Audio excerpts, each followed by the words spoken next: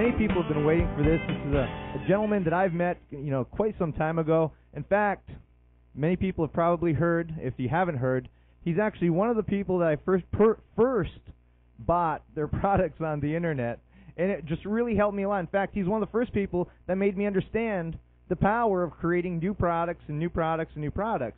He had one book, which is actually a free book, that just opened everything up for me, and it was just fantastic. But many people have never seen him ever before in public. If you look on his website, you don't see his picture. No one knows if he even exists or not. So, due to people I know, they tracked him down. They've interviewed him.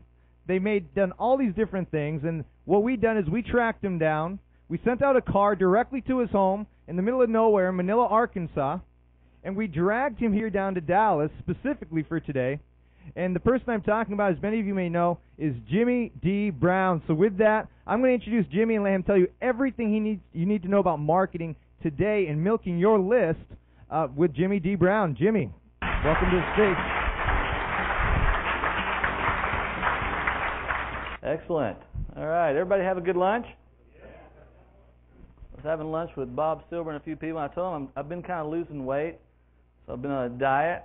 I told them that I stopped doing fats and I don't do things in grease anymore, like the French fries and all that stuff. I don't do this, I don't do that. And they said, how does that make you feel, not having all that in your system? And I said, very, very hungry. Because you can't eat anything if you cut out all the bad things. But anyway, I know that right after lunch we're usually kind of sleepy, kind of tired and sluggish getting started. So I'm going to have you all stand if you would. Just going to have a real quick exercise here to wake everybody up before we get started. Now, I do have to say, after listening to Dr. Bob yesterday, I have to say this. The big seminar is in no way liable for what's about to happen to you. You do this at your own risk. It's an official disclaimer. But if you would raise your left hand, I promise you this will wake you up if you're a little bit sluggish. On the count of 3, I want you to smack yourself upside the head as hard as you can, okay? 1, 2, 3. Okay, we're all awake now. Let's get started. You can be seated. Yeah, if you don't want to smack yourself upside the head, just get the guy next to you. That'll be fine. I want to start out by asking you 3 questions, 3 very important questions. The first question is this. Does anyone know the exact date that Queen Elizabeth II was born on? Anybody in the room? April 21st, 1926, but that was close. Second question. Does anyone know what was the first World Series to end with a home run? Anyone? 1960, Bill Mazeroski. That was close again. Maybe we can get this third one. Does anyone know exactly how many miles of interstate highway there are in the United States? 4? You're not close.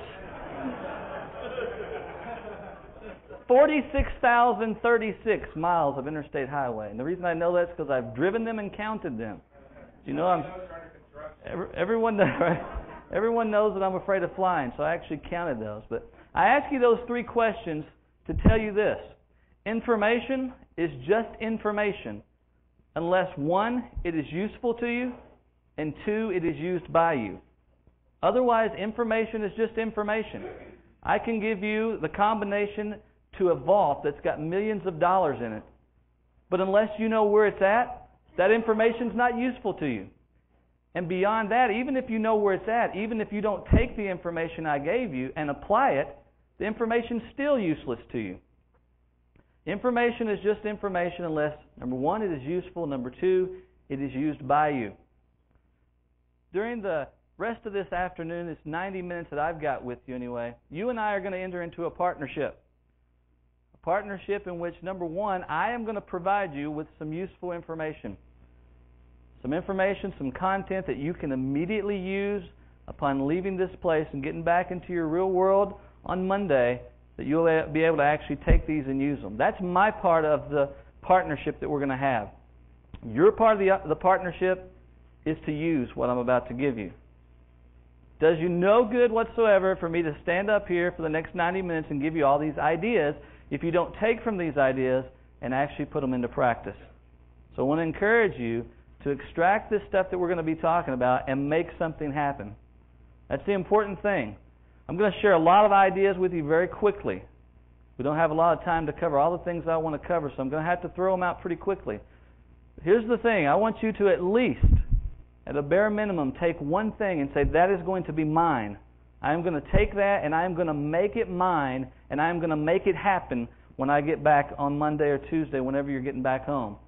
I want you to make a promise to yourself right now that you're going to use the information that you get this afternoon to make things happen with your business and what you're trying to do online. By the way, if you do like trivia, as I'm a trivia buff, there's a brand new software program coming out by Armin Morin. TriviaGenerator.com is the place you need to go. It's the only software program that I know of that'll make a nice little header graphic and stimulate your mind at the same time.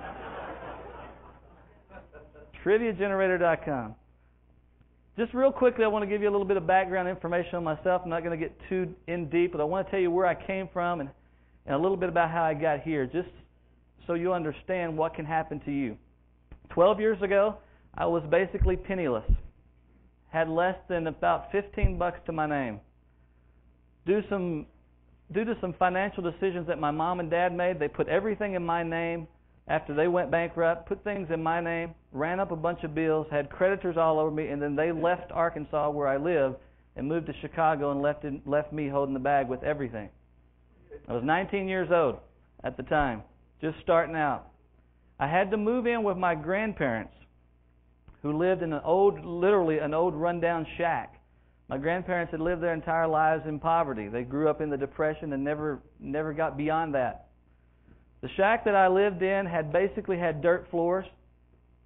It was dirty. It was smelly. It was a horrible living conditions for anybody. My grandparents tried their best to be kind and nice to me, but it was a horrible living condition. There were roaches, there were mice, there were all kinds of problems within the house, and there were even frogs. Now, I'll tell you a little funny story. There were frogs in the house, and I'm not exaggerating. Every night, 10 to 15 frogs would somehow make their way through all the cracks and the holes in the house into the kitchen. My grandfather and I each night would get a broom and sweep them back out into the backyard. You can go ahead and laugh about it. It's funny now. So it wasn't funny then, but it's funny now. But my grandfather's a little bit hard of hearing. This is a true story. He was watching television one Sunday night. It was a Sunday night movie, and it was Attack of the Killer Frogs. I'm not exaggerating when I say this. I watched the movie with him. On this movie, these frogs picked this guy's car up and they threw it into the lake. Well, my grandfather, like I said, is a little hard of hearing at the time. A few days later, he was talking with our neighbor who came over, and he told my neighbor, he said, he said, I was watching the 6 o'clock news the other night and saw what happened to this guy's car with these frogs. I sat there and I started to say, that wasn't quite it, but then I thought, no, I didn't believe it. But from that point on, he kind of looked at those frogs in the kitchen with a little bit different look, a little caution, a little more respect for those frogs. They got a lot of power. But I came full circle with all my financial problems one afternoon. I had just gotten a job at Kinko's. I hadn't went for my first day yet. Just gotten a job at Kinko's. And I was washing my clothes. And you got to understand, I had 5 suits of clothes. I'm talking 5 pairs of pants, 5 shirts, and other things we won't talk about. But that's all I had to my name.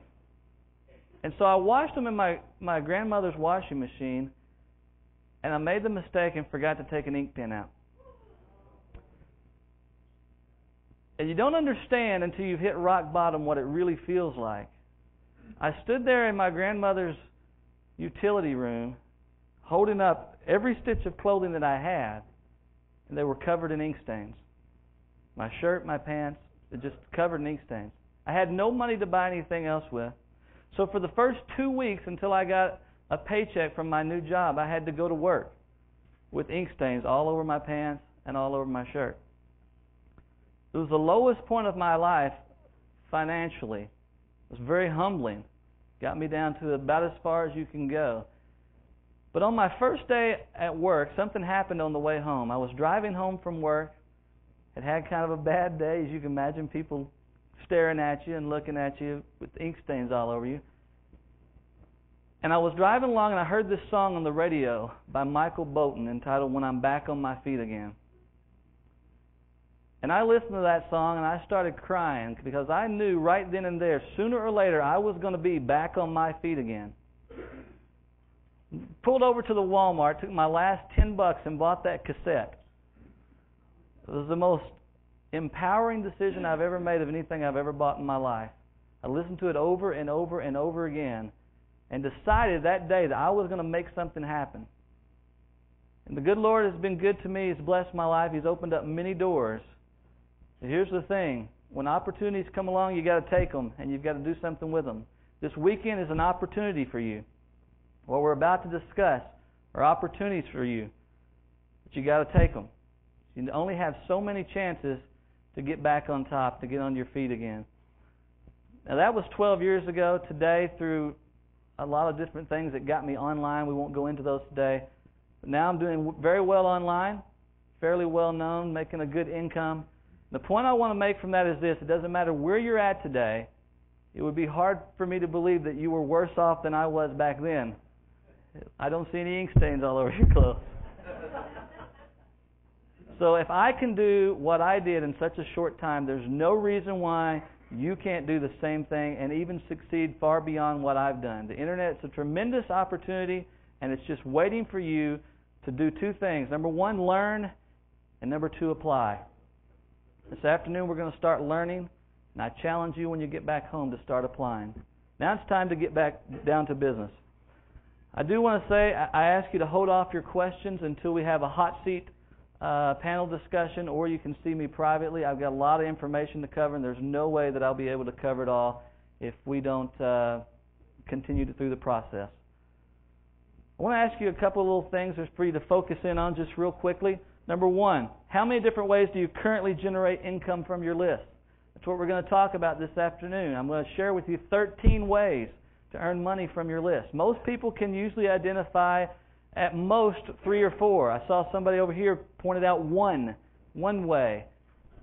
I think if you really want to maximize what you're doing with your list, you've got to tap into different ways of mining the gold from that list. It's amazing. You'll find out as we make our way through that there's a lot of income potential from the list that you have, even if it's a small list, by just doing some creative things that we're going to talk about. The second thing I want to ask you is, what method is your current top income producer with your list? Usually when I ask that, people say promoting their own products or something along that lines. That's a key way, and we'll talk about that in just a minute. But there are so many ways, particularly I'm going to share a couple that are highly profitable, that are even more important than selling your own products, believe it or not. And we'll talk about that in just a few minutes. I want you to understand this truth, and you do have a listening guide with you in your binders. I encourage you to write down what I share with you. Take notes to the side. When an idea hits you, write it down and make it yours. Use it. But here's what I want you to learn to start out with. Email marketing is the foundation of your online business, and it determines the degree to which you profit. I want you to imagine a skyscraper. I use this illustration a lot. A skyscraper. Skyscraper goes up. It's got lots of offices in it, right? Lots of different things make up that skyscraper. Your business online is a skyscraper. It's got lots of different offices. It may have joint ventures. It may have publishing a newsletter. It may have creating your own products, e-courses, special reports, networking, customer service, follow-up, all these different things. Now I want you to imagine that skyscraper that I just said. Imagine a skyscraper without a foundation. Could it survive? Topple right over, wouldn't it? Now, I don't know how much you know about skyscrapers, but skyscrapers and large buildings, the taller the building, the deeper that foundation has to be. Can't have a little tiny foundation if you're going to build a large building. It has to be deep. That's going to be important, and we're going to talk about here in just a minute. But your business is that skyscraper, and if you want to build it, if you want it to grow large, it's got to have a foundation. And all these things that make up your business, joint ventures and publishing a newsletter and all those things, they're all tied into one thing, and that's email marketing. It's impossible to do business online without marketing via email in one format or another. It's the foundation from which you build your business.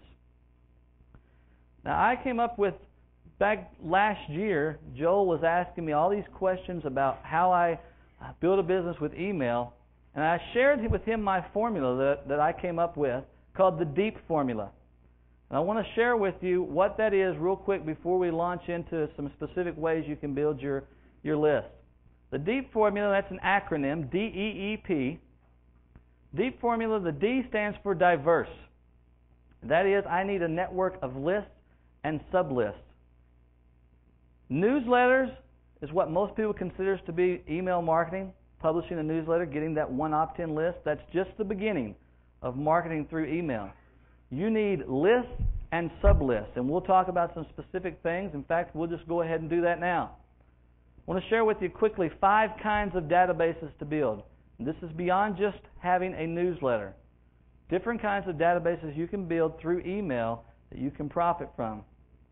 The first thing I want to talk about are announcement lists. Announcement lists. Now, these can be anything from free updates to an ebook, free updates to a report, new articles. Let's say you publish articles and you allow other publishers to reprint your articles in their newsletters. You could have an announcement list letting them know that new articles are available anytime you publish a new article.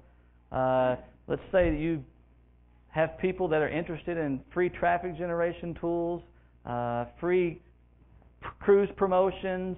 You could just about anything, but an announcement list basically says, here's something new and it's available. Are you interested in it?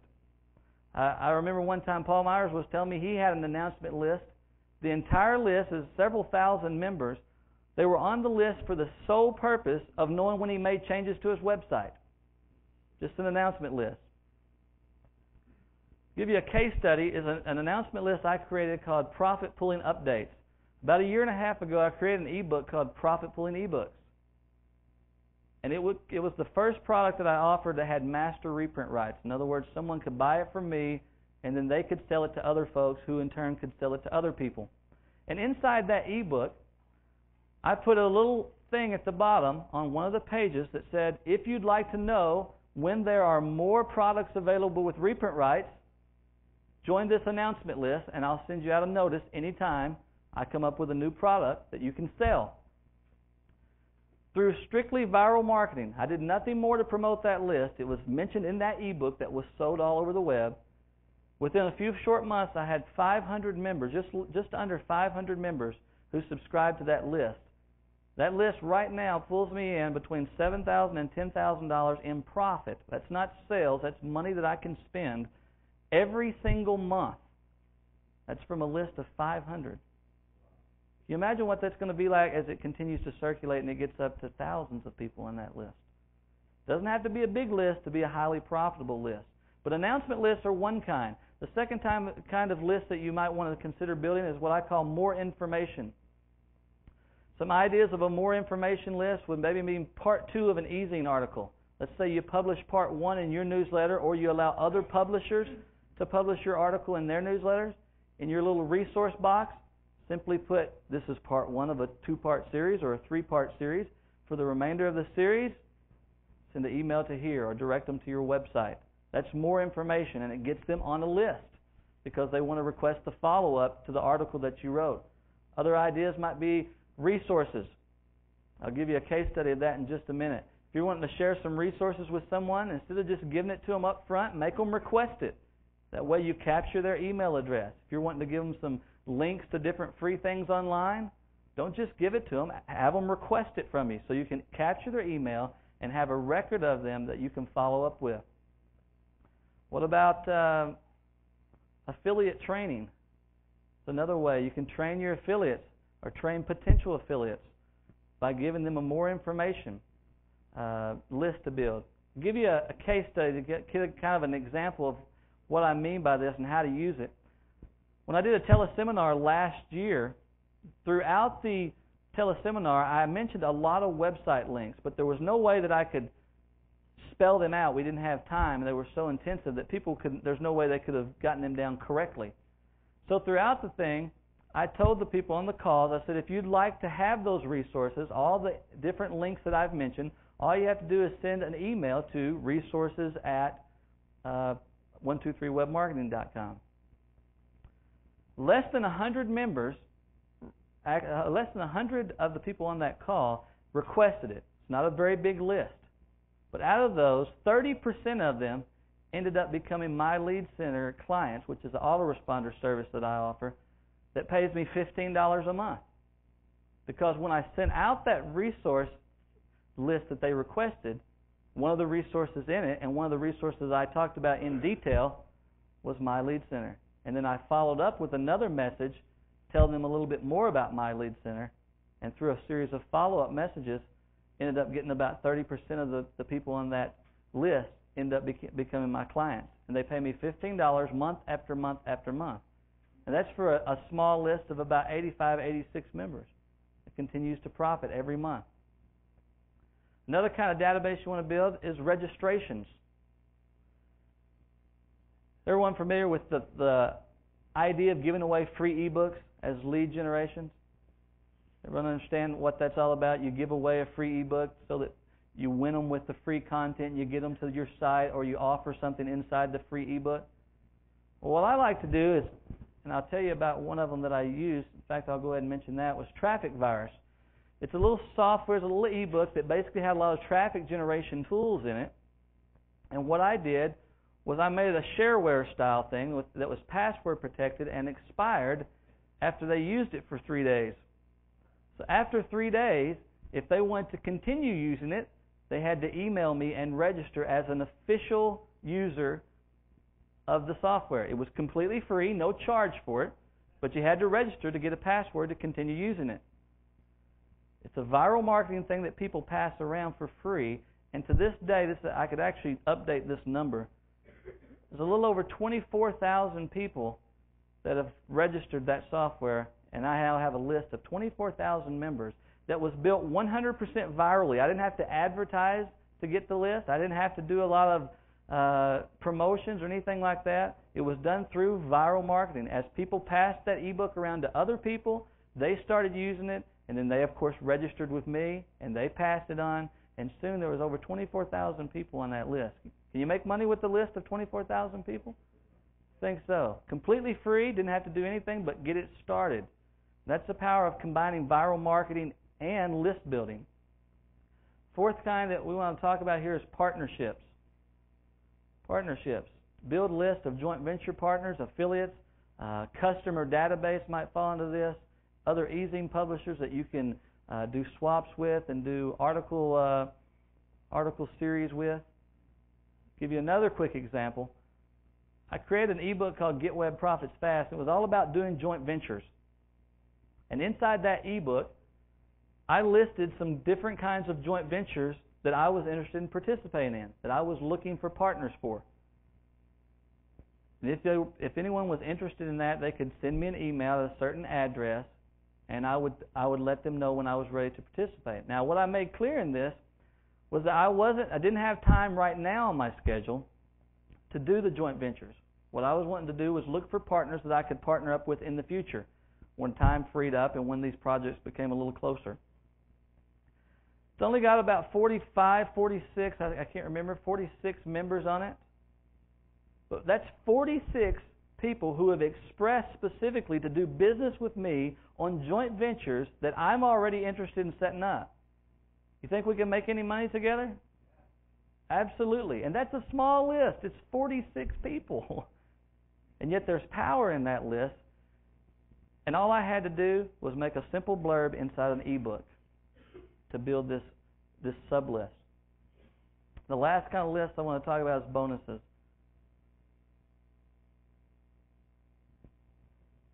I think it's important, instead of just giving things away at your website all the time, to make them request it. If you want to give away a free ebook, you're going to have to join this list to get it. If you want a free e-course, obviously it's going to come through email. You're going to have to subscribe and you'll get your daily messages. If you want a free report, you're going to have to subscribe to get it. I've got one report that I started giving away 2 years ago that has now been requested 35,000 times, and this one report has generated over $150,000 in profits. That's one report that was given away. Why? Because I have a list of 35,000 people who have requested it that I can follow up with. That's giving away something for free, whether it's a bonus for joining your newsletter, a bonus for buying a product from you. On your thank you page, give away a free ebook, but make them request it. That way it gets them in another follow-up series that you can continue to send out automated messages through autoresponder. I'll give you a case study on this one. If you've read any of my Profits Vault monthly products that have come out over the last 12 months, in each one of the products, there's a page that says, here's the name of the e-course that I give away, The Scientific Mathematic, This is What Einstein Would Have Done, Approach to Doing Business Online. It's a 7-day course that kind of explains how to really get started doing business online. It's a free e-course that I gave away inside an e-book. Don't do anything to advertise it. All I did was give it away inside these e-books that I sell. For me personally, it's already got 5,000 members on it, a little over 5,000 members. Over 200 of them, the number's closer to 250 now, of those folks have become members of Profits Vault Monthly that pay me $30 a month. You can do the math there and see what that's generating by itself. Not to mention back-end profits. I sell a customization package through Profits Vault Monthly. And, of course, there's other profit streams that they get involved in when they become familiar with all the different products that I offer. All that's doing is giving away something for free and asking you to register for it. And then I've got your email address, and I'm able to provide content to you. I'm going to talk about that a little bit more in a few minutes. It's important to realize that you're not just getting these lists just to spam them and send them out offers all the time. You win them over by providing valuable content. Through this e-course, they're able to get daily lessons, and those daily lessons end up converting those folks into members who pay me every month to continue doing business with me as I continue to help them with their business. The potential there is just unlimited. So that's the DEEP, the D of Deep Foundation. D equals diverse. Got to have lots of lists and sub-lists. The second thing I want to talk about here is the first E, that's effective. I need to maximize my profits. Just a few minutes, I'm going to wrap up the DEEP formula. That's what we're going to talk about the rest of the afternoon, is how to maximize your profits. It's one thing to have 50 lists or 100 sub-lists or 200 sub-lists. It's another thing to know how to make money with those lists. And that's what we're going to talk about. It's one thing to build a list of 100,000 subscribers. It's another thing to know how to use that to actually have real profits that you can spend. At both this conference and the conference I spoke at last in San Antonio, I had people come up to me and say, you know what, I've got a list of 250,000 people, but it's not making me any money. What do I do? That's what we're going to talk about this afternoon. Learn this, an email marketing math, subscribers equals future customers. If you get folks onto your list and you have a partnership with them, and I mean you provide them with content, you provide them with information that's useful to them, let's understand that. Quality content means useful content. I've used the illustration before. If I'm on a deserted island and I find the Hope Diamond, it may be worth millions of dollars, but it's worth nothing to me.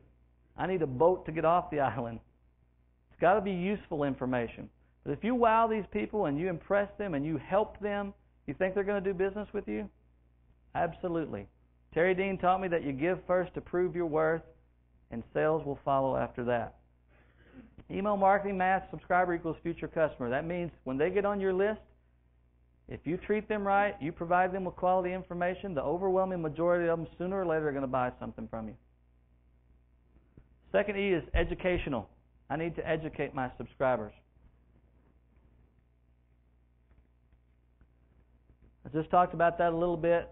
The main thing is you want to continue to build relationships. Frank Guerin's going to talk about that this afternoon. You want to use your list not to beat them over the head with offers all day long. You got to understand this. They are one click away from unsubscribing to your list and moving on to somebody else. They don't need you. You need them. So you need to understand that these are not just email addresses. These are real people who have real needs that you can help. I'm a big believer in trying to help other people. That's why I'm here this weekend. I didn't come here to make sales. I came here, someone asked me last night, I said, I came here to help. And I think that's important. When you show people you're sincere in your list, that you're truly trying to help them, truly trying to provide them with information, they're going to do business with you. By the time this afternoon's over, you're going to be so overwhelmed with all the different things that I've shared with you, it's going to be impossible for you to say, this guy came up here and didn't try to teach me anything. But you want to use your list to educate them. Give them good quality information that they can use that will be helpful to them. And finally, proactive. Need to aggressively build lists. If you look at my system that I use, my e-books and the different things that I do online, joint ventures, everything I do works towards building lists. Everything. If I write an e-zine article, there's always a way in there that I'm using that to get people on another list. If I give away an e-course, if I write an e-book, if I'm involved in a joint venture, always, always, always it works towards getting people on the list. Because you don't know who I am until we've had time to build a relationship together. And the only way we're going to do that is if we come into regular contact with each other. And that's done through email. Okay, truth number 2. With a good list, you can generate profits within hours anytime you want. We've already talked about Terry Dean, $30-something thousand, one email. It's not a bad day, huh? Frank Guerin, I don't know if he's in the room right now. The guy makes a 6-figure income every year by promoting affiliate programs to his list because he's able to build relationships with the people. Uncle Frankie. We always laugh about that name, but that name means money. Because he is able to build relationships with the people, provide them with quality content, and because of that, he's just one email away from earning a massive amount of money through promotions. All right, now let's go ahead and get started. I want to give you 13 ways to make money with your list. And we're not, again, I'm talking about all different kinds of lists that we talked about here, not just a newsletter. The newsletter is the primary thing that we'll be looking at here, but you can use these strategies through any of the lists that we're going to talk about. The first one is to sell sponsor advertising. I'm going to really quickly go through this one because it's not my favorite one. In fact, I'll show you why you don't even need to bother with this. But just in case you want to sell advertising in your newsletter, give you some quick ideas how to find new advertisers. The first way is through competition ads. Find e-zine publishers, newsletters that are your competition, basically your same market audience, and you go look and you see who's advertising with them. No, you don't contact their advertisers and try to get them to buy ads from you. You contact their advertisers and give them free advertising in your newsletter. Why? Because if they're satisfied with the results from it, they're going to do business with you and buy more advertising. So the first thing you want to do is look for other folks who are already advertising to your target audience. Give them advertising for free to get them in the loop. Second thing is e-zine directories. Joel talked about that earlier. Also, announcement lists. You can submit your e-zine to that and let them know that you do accept advertising. TopEzineAds.com and LifestylePub.com both have really good e-zine directories that people actually search on a regular basis to look for places to advertise. So, TopEzineAds.com and then LifestylePub.com. Third way is in your actual newsletter. Put a notice in there that advertising is available and direct them to your website, or you can put rates within your newsletter. I usually direct them to a website. That way it gets them to your site where you can do a variety of things through pop-ups and different things to get them in more streams. But you can actually advertise in your newsletter that you have advertising available. Put your rates in there if you want to, or direct them to the site. Let them know that it's an option that's available to them. Another thing is to set up an affiliate program. We always think about setting up an affiliate program for products and services. Set up an affiliate program to sell advertising. Offer your affiliates, 25-50% commission. Folks, if they were satisfied with their advertising in it, they're going to start recommending it to other people. And that way you can build up your advertising without even having to do anything. You have a team of people who will do it for you. There's a site called ezineadauction.com where you can actually auction off your advertising to the highest bidder. Solo mailings and top sponsor ads are primarily what folks are advertising there, but you can list it there. Another way is through co-ops. And that is one of the things Joel talked about this morning, like $2 an ad and $2 ads and those kind of things. You join a service to sell your advertising at an inexpensive price, then hoping to get those advertisers to buy advertising from you at a full price down the road. Now, I go over those real quickly and don't want to spend much time with them, and that's because I don't recommend that you do those, because there's a much better way to earn profits from your list. And one of the things is to sell your own products. To give you a little quick case study, about a year and a half ago, I sold solo mailings for $75. I had a list of about 6,000 subscribers. Sold solo mailings for $75. Then I got this light bulb in my head and said, wait a minute, maybe I should be selling my own products here instead of selling solo mailings, promote my own stuff.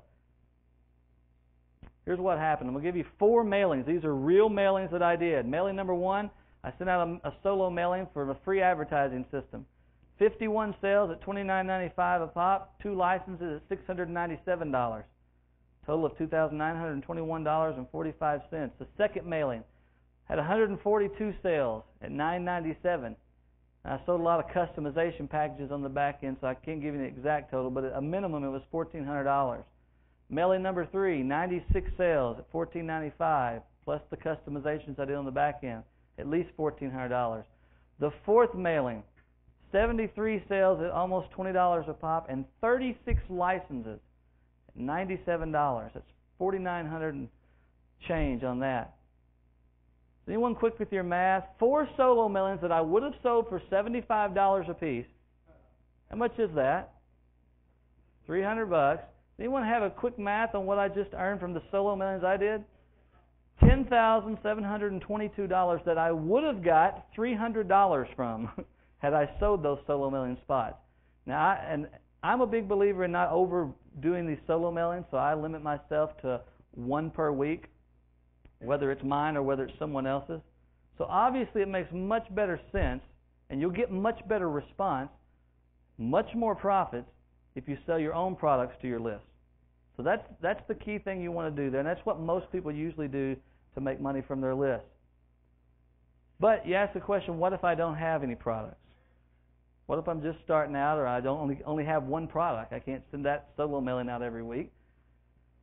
There's a lot of different things you can do, and one of them we're going to talk about is the third profit stream, and that is recommendations to reprint rights. Now, I'll tell you a little bit of story about my grandmother.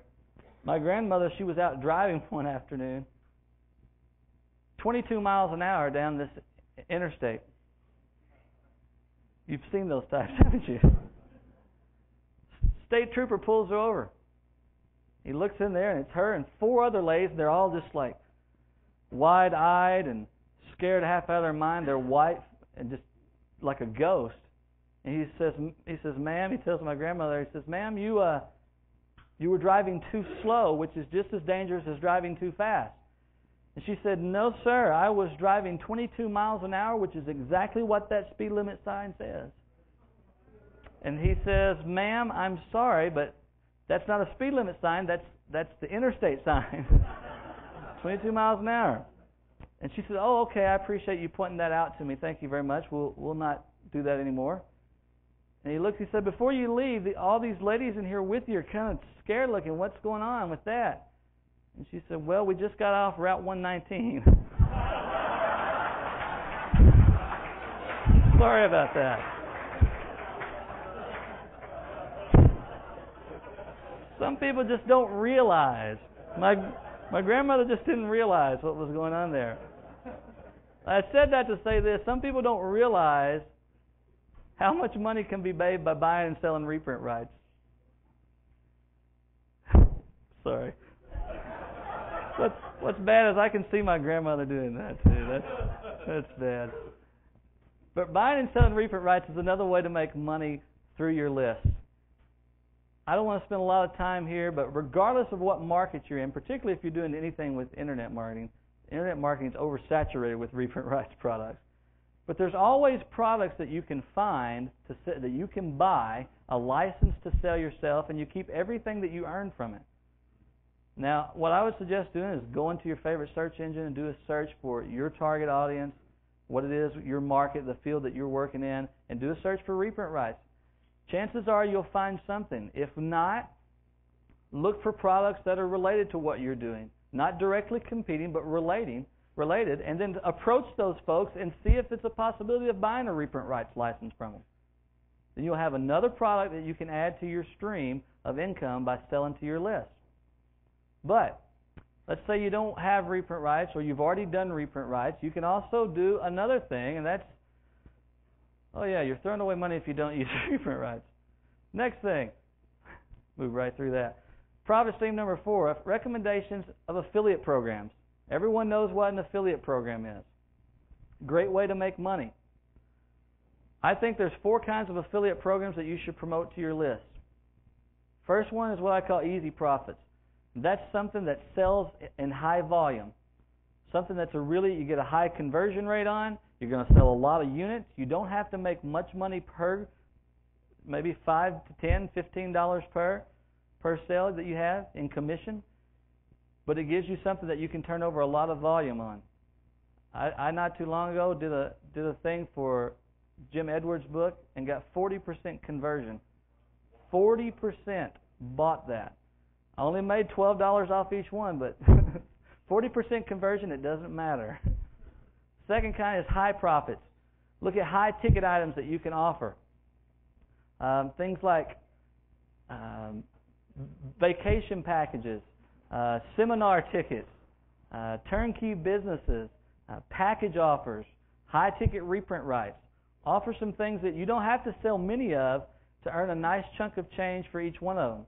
I was talking earlier with a buddy of mine who's about to release a new product. He was talking about some price things around the $200 price mark. And you can make $80 to $100 per sale that you generate.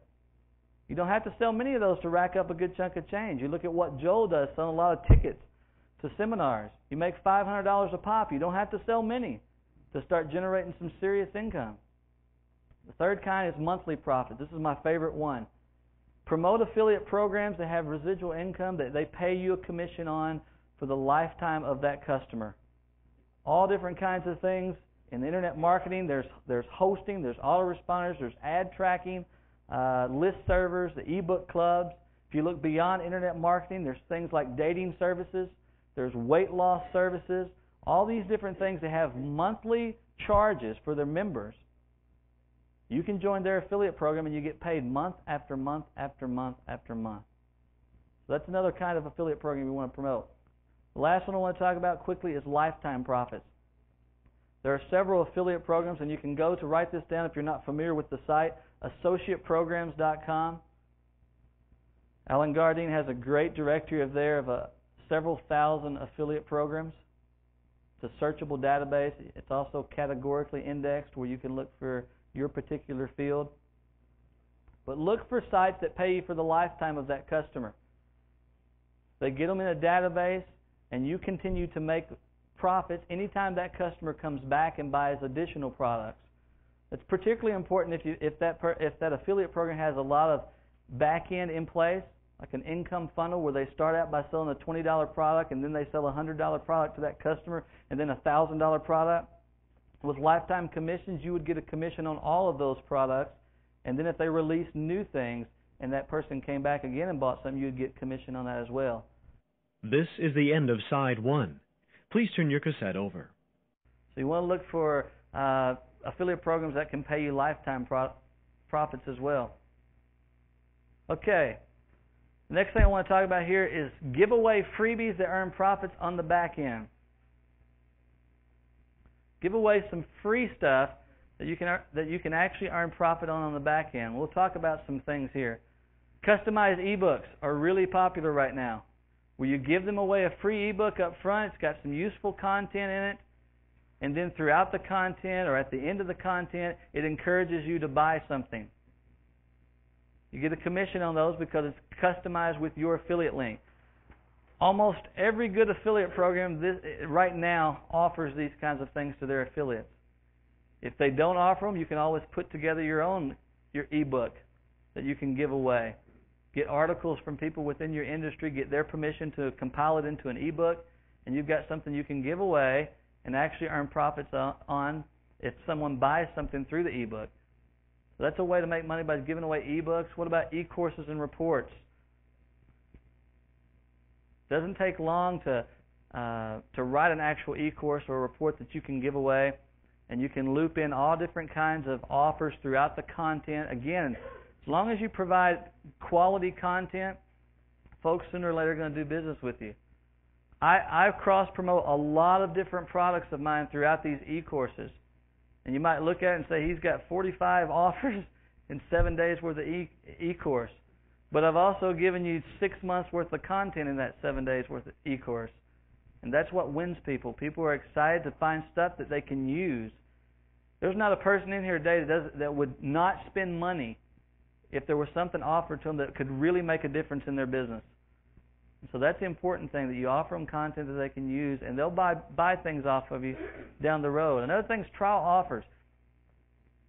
This is something I don't see a lot of people doing, but I've tried it, and a few people that I've coached have tried it. It's a wonderful thing to do. You find someone, an affiliate program that offers a service works great, like hosting or tracking or a dating service, a weight loss service, a planning service for travel, something like that. And you approach the owner of that site and you say, look, I noticed you got an affiliate program. Is there any way I could give away a month's trial or a 2-month trial to your service? Give it away to my list members. And then if they decide to continue using the service, you pay me a commission on it.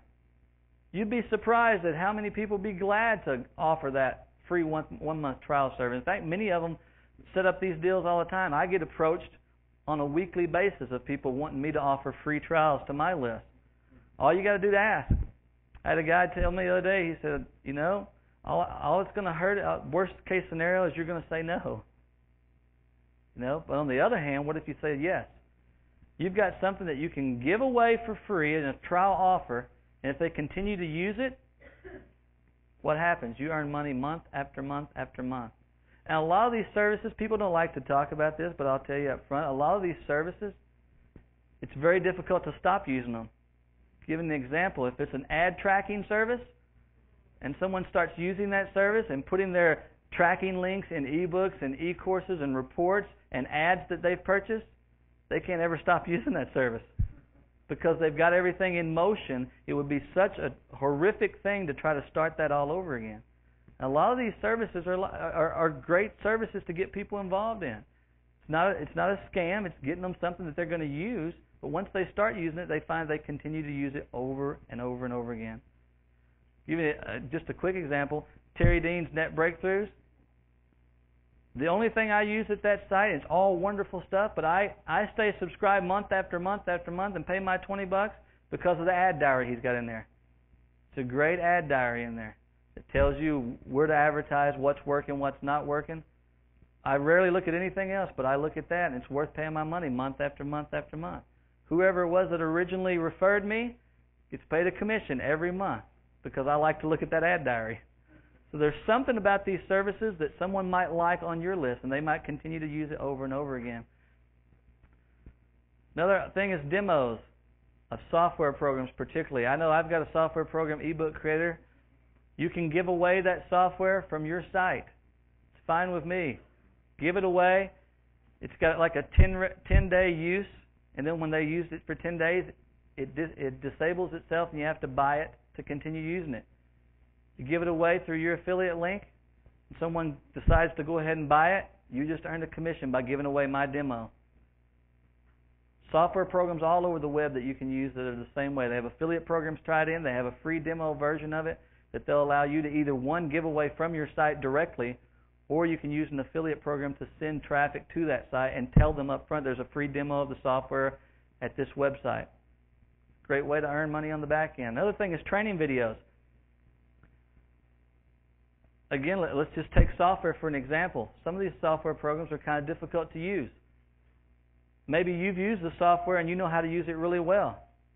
So you make a training video on how to use the software. You start giving away the training video. customized with your affiliate link. So if anyone uses the software, decides to buy it, they go through your affiliate link and you earn a commission. I set up something, again, I talk about profit pooling ebooks.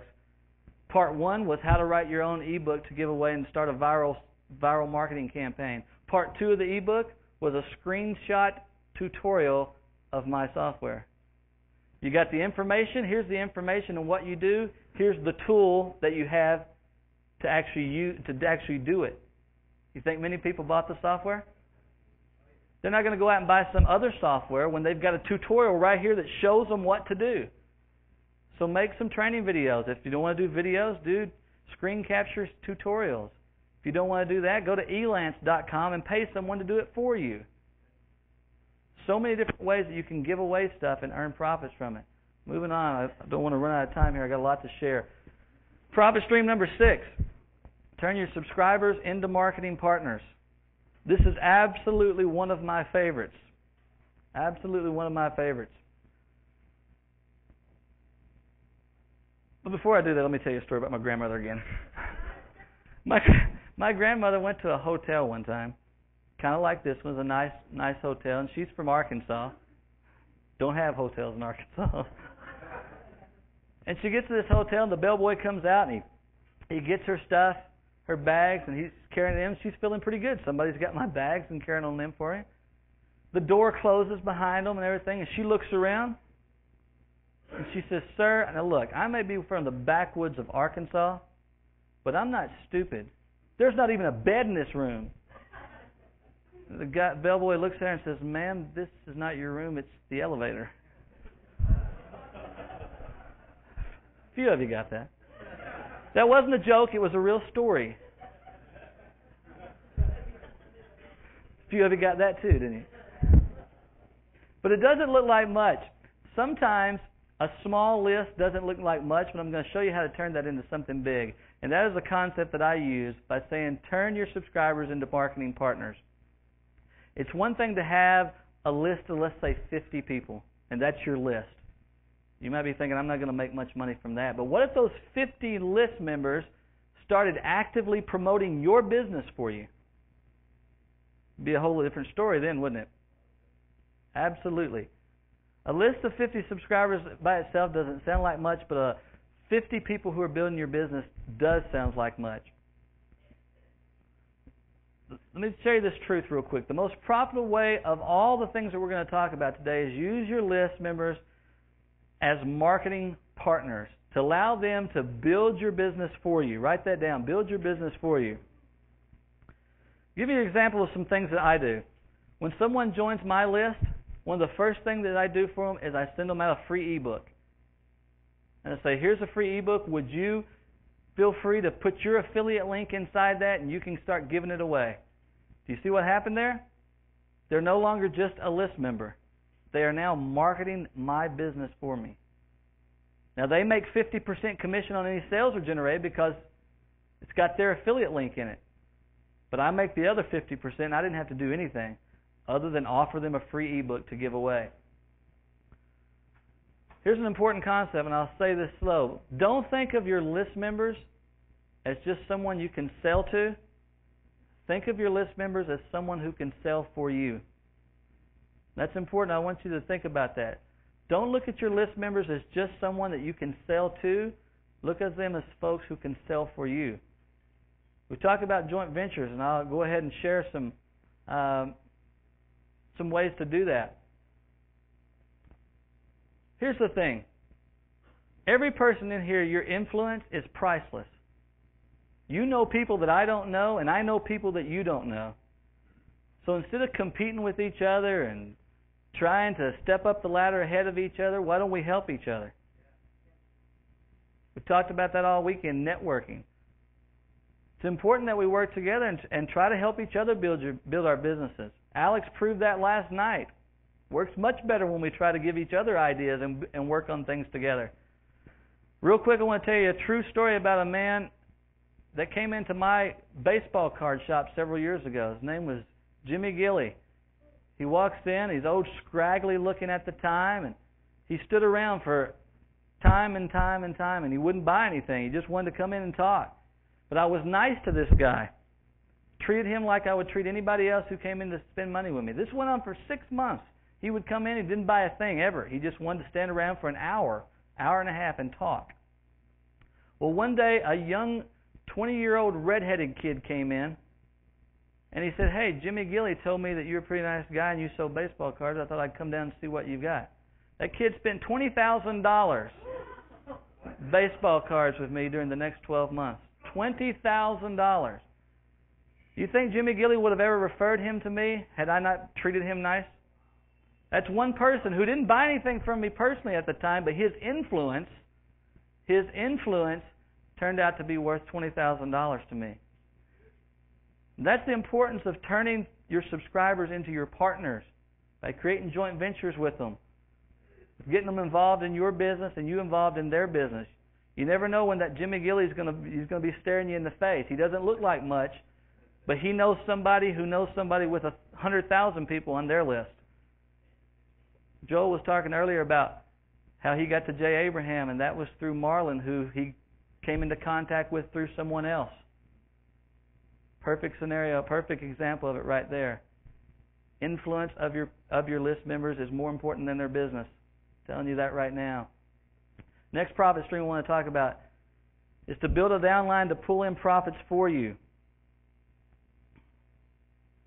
Everyone know affiliate programs. We've talked about that. Joe gave you a little thing earlier about what a two-tier affiliate program was. Real quickly, I'll just reiterate what he said. Two-tier affiliate programs pay you a commission for sales generated by your referrals. That's your customers. They pay you a first-tier commission and the referrals of affiliates that you personally recruit. Folks that you get to the site who become affiliates themselves, you get paid a smaller commission on any sales they generate. A great way to build a downline is to use your list members. We've already talked about turning them into marketing partners with you. Go out and look for two-tier affiliate programs. And you put together e-courses or e-books or reports or different things like that and give them to your list members and say, "Look, I'm going to help you build your business. All you've got to do is sign up at this affiliate program beneath me in my referral link. I'll give you these free materials that you can start giving away for free and earn a profit off of." Now what happens? They start giving away the free materials. They earn their first-tier commission. You earn a second-tier commission on anything that's generated. It's another way to turn them into a marketing partner. Giving them away, allowing them to give away your materials so that, does everybody understand that? Is it too confusing? Okay, everybody sometimes you get a blank look on like those 5 ladies in the car. But that's a great way to continue to allow other people to build your business and to provide them the things that they might not have themselves. They may not have the training. They may not have the knowledge to put together e-books or e-courses or reports, but they know how to give them away. So you provide them with those materials. Another thing you can do, you begin building this downline of sub-affiliates who are promoting products and you're getting paid second-tier commission. Provide them with free marketing materials. Set up banner ads. Set up solo mailing ads. Set up pay-per-click campaigns, different things that you can train them to become better affiliates. Because the more they sell, the more commission you earn as well on the second tier. So that's another way. 8th stream we want to look at is joint ventures. Joint ventures. Real quick, does everyone know what a joint venture is, by the way? It's where my resources and your resources work together to do more than we could do individually. That's a real generic way of saying that, but that's basically what it means. I'm going to give you 7 ways you can use your e-zine, your list, any of your list, the subscribers on your list to set up successful joint ventures that'll make you even more money. e-zine ad swap. It's the base form of a joint venture. I publish your ad in my newsletter, you publish my ad in your newsletter. So when folks join your list, one of the first things you do, you send them out a thing that says, "Hey, I have a list of XYZ subscribers. Just wanting to see how many folks you have on your list. Maybe if you'd be interested in doing an e-zine ad exchange at some point." What happens then? You get free advertising through their newsletter. They get free advertising in your newsletter. Nobody had to pay for anything. You tap into their resources, allow them to tap into your resources. And if you set it up right, whatever ad they publish in your newsletter, if it's for their product, they'll usually allow you to put your affiliate link in there. It's what I usually do when I say, all right, you send me your ad, and here's my ad for you. But my ad that I'm giving you, go ahead and put your affiliate link in it. You get 50% commission. Think people are open to those kind of ideas? Absolutely. Another way is co-authoring. I actually have a gentleman in this room today, Jason Potash. I'm sure you've all met him, Superman, Clark Kent back there.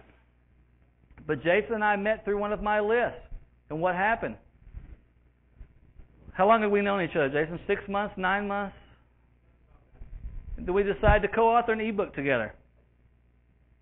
He makes money, I make money. We both get more publicity. We both get more exposure. He taps into my database, I tap into his database. That came out of him being on my list. So use your list members to possibly co-author. Find out who on your list has the ability to write, who has the same interest in you. A lot of people are already putting together e-courses. Take an existing e-course, add your information to it, and you've got a new product to go. Easing articles. They already talked earlier today about the triple treat or triple threat or three-way or some other perverse way of saying it. I don't know. That one.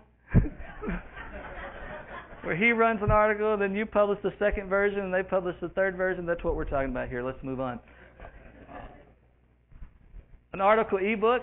Find out people on your list that have already published articles and work with those people to, let's say you find 10 people on your list that have already published articles that are related to what you're doing. Put all 10 of your articles in one ebook, compile it, put your own little ads at the bottom of your resource box, and all 10 of you start giving away that ebook. You've suddenly, not only have you tapped into one other person's resources, you've suddenly tapped into 9 other people's resources. See how this works? Your list is so much more important than just something you can try to sell to. There's many ways to make profit. What about their skills? I met a gentleman on my list. His name's Neil Day. He's from the UK. Neil Day from the UK. He became a friend of mine through my newsletter. Now he does all kinds of things for my business that have become invaluable to me. He helps me with proofreading. He helps me with setting up like what I call grunt work, things that I don't want to do, that takes too long. But he does a lot of work for me, and we met through my list. And I had done a mail and asked anybody if they had proofreading skills and would they be interested in getting free products from me in exchange for doing my proofreading. Works out great for me. I get somebody to do something for free. Works out for him. He gets all of my stuff without having to buy anything. You never know what kind of skills the people on your list have. Maybe they're a good web designer. Maybe they have certain training. Maybe they're good coaches. Maybe, there's all different kinds of skills that they might have that you could get for free by working out a joint venture with them. What about a contest? Alex, we already talked about earlier, set up a contest where everybody was doing different subscriber list building techniques. All the 5 or 6 different publishers got together. They all did mailings for it. You had to join the list in order to be eligible to win the contest. 20-something thousand subscribers, new subscribers. It's a joint venture. Exchange pop-ups. It's funny because we don't want to do some of these things because we're fearful that somebody else is going to get our business. It's amazing to me. We're paranoid about letting anybody else run an ad on our site or in our newsletter because we're afraid we're not going to make as much money. I don't believe in that. I believe I help you, you're going to help me. I'm just, I guess, a backwards person from Arkansas, but my mom and dad taught me that you do unto others as you want them to do unto you. And so I'm a big believer in if I help you, you're going to help me. If I help you build your business, you're going to help me. If you make money, I'm going to make money and vice versa. There's no reason why we should be so competitive. Let's help each other. A lot of things we can do here. Again, I've already talked about this, but you want more than your subscribers' money. You want their influence. You want their influence. We've talked about that at length. Real quick, we want to tell you one more story about a joint venture. Back in the old days, they had something called a pump organ. Anybody familiar with a pump organ? Really? Because I've never seen one. Don't know anything about it. Must have been before me. But apparently this pump organ, you had to have the one person playing the organ and somebody else would actually do manual work of pumping to keep the thing working. Well, the person who was doing the pumping was usually hidden out of view. And so this master organist was doing his thing, and this little boy, he's like a 10-year-old boy, was back there pumping away, keeping the thing going. And midway through the performance, the little boy kind of looks out and he whispers to me, he says, "Man, we're doing great, aren't we?" And the organist is going along, he's like, "What do you mean we are doing great? What do you mean we?" And he keeps on, he's doing his performance. All of a sudden the power goes out. The little boy looks back out and he just says, "Now do you know what I mean by we?" Joint ventures, working together. One person can't do it all, can't survive without the other person. You need each other. We've hashed that out enough. Let's move on. Profit stream number 9, develop a digital product to sell online. Look at all the things that you've done with your newsletter over the past year or you will be doing over the coming year. Look back in retrospective.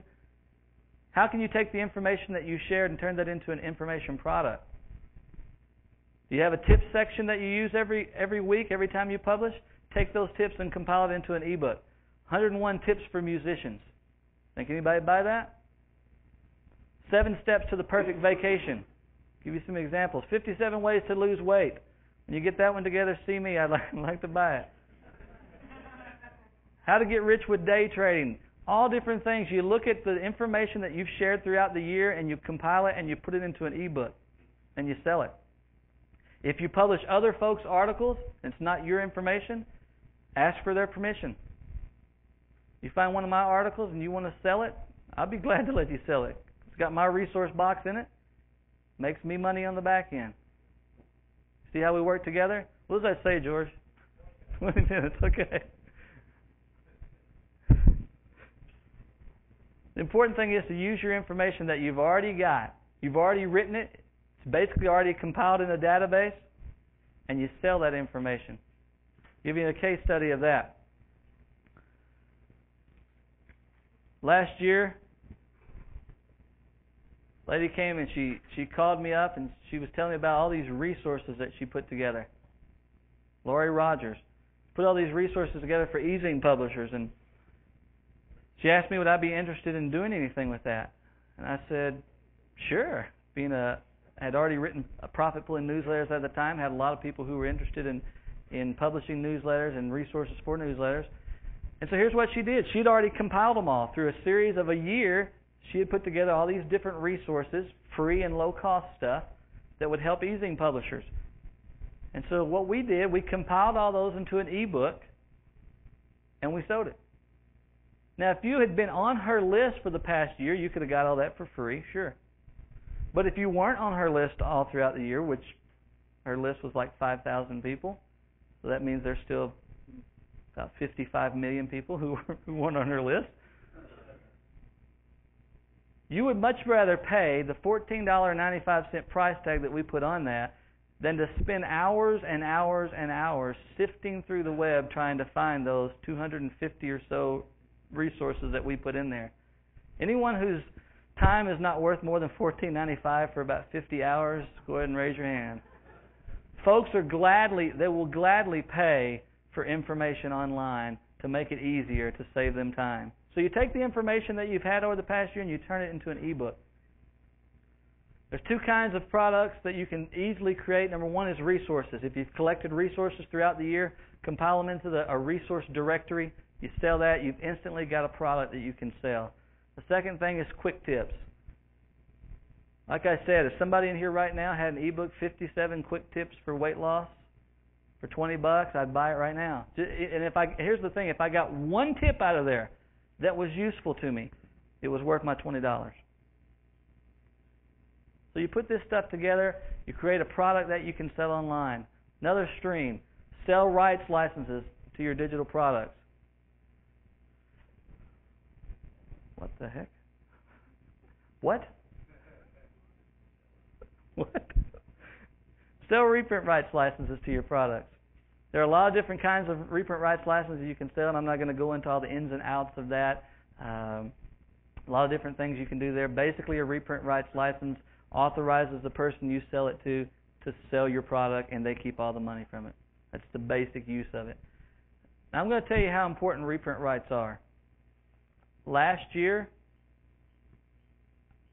without getting too specific, I made over $100,000 by selling reprint rights to my products. $100,000 by selling reprint rights licenses. We've already talked about this earlier today. A great way to make money from your list is to go out and find products that you can buy licenses to and you sell the product. Well, what if there's no one out there that's selling the product? There's where you come in. There may not be a reprint rights product available in cruises. There may not be a reprint rights product available in weight loss. But you put that together, now suddenly you've got another stream of income. Because there are people out there who've heard me speak at seminars who are saying, hey, wait a minute, I need to find a product that's available in my market that I can sell. And they come to you because you happen to have one. Another thing that you want to consider doing is if you sell it with master rights, where it's a viral thing and everybody who buys it gets to sell it, is to include what's known as a customization package. I don't know if I started this. If I didn't, I was one of the first people that started charging money for customized ebooks. But last year, in 2001, I made $25,000 from customizations. Last year, I made about $75,000 from customizations, and this year, it's going to at least triple. And what that means is this: you buy reprint rights from me, but you've got see all my offers in there, and you want your affiliate links in there instead of mine. You pay me $40 to $150, whatever the fee is for that particular product, depending on how many references there are, and you get to put your links in there. So when you set up your reprint rights product that you're going to sell, why don't you go ahead and offer this customization upgrade? It's another part of the funnel. Somebody buys the product off of you for $14.95, $19.95. They like it. They want to sell it. You charge them $49.95 for the reprint rights. Then they say, wait a minute, this has got links to X, Y, and Z in here. I'd like to put mine in there. Then you sell them that for $97 or $197. And suddenly you've taken content that you put together over a period of 12 months. You've compiled it into something that you're selling for $15, $20, whatever, $97, and $197. Think you can make money with that? That's from content that you've already put together. It's basically work that's already done. Another thing is to create other formats from your content. We've already talked about this a little bit, but there's a lot of different things you can do with the same exact content that will earn you different amounts of profit. Printed materials, put it in a 3-ring binder, offer it offline. Same content, different presentation and format of the content. What about audio tapes and CDs? Videotapes. Teleseminar. You know what's funny is this? I've done research on this. For me, when I'm talking, about 15 pages of content is an hour's worth of live me talking. If I've got 15 pages in front of me, I can usually share that in about an hour. 15-page ebook, probably sell for, $20 maybe. An hour teleseminar, $97, $147, $197, depending on what the content is. Same exact content, different format. Workshop. What's more valuable to you? The information I've shared with you this afternoon, me sharing it live, or you buying an ebook, a digital product? Which one's worth more to you? The live. You got the experience. It's the difference between going to McDonald's and eating a quarter pounder of beef and going to a 5-star restaurant and eating the same quarter pounder worth of beef. One's worth $3 and one's worth $35 or $40. It's because of the atmosphere. It's because of the packaging. Coaching class. Take that same information and you get more specific. I talk to you one-on-one and I tell you how you can apply my notes to your specific business. I took content that I shared for free in a newsletter that you could have applied yourself, A lot of people don't know how to do that, though. And I come with you one-on-one. I say, okay, let's look at your website. Let's look at your list. Let's look at your business model, what you're doing, and let's apply this information to you. Here's some specific things that you can do. Is that valuable to you? Same content, presented in another different way, another level of income. One-on-one coaching, I know people that get $5,000 for 2 or 3 hours worth of work.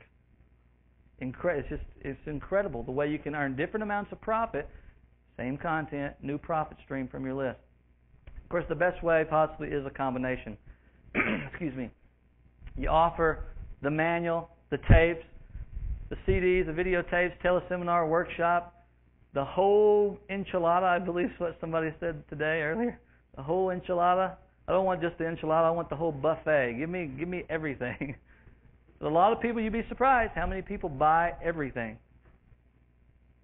Why not let you be on the other end of that instead of being the one who's always buying? It's your turn to step up and start selling.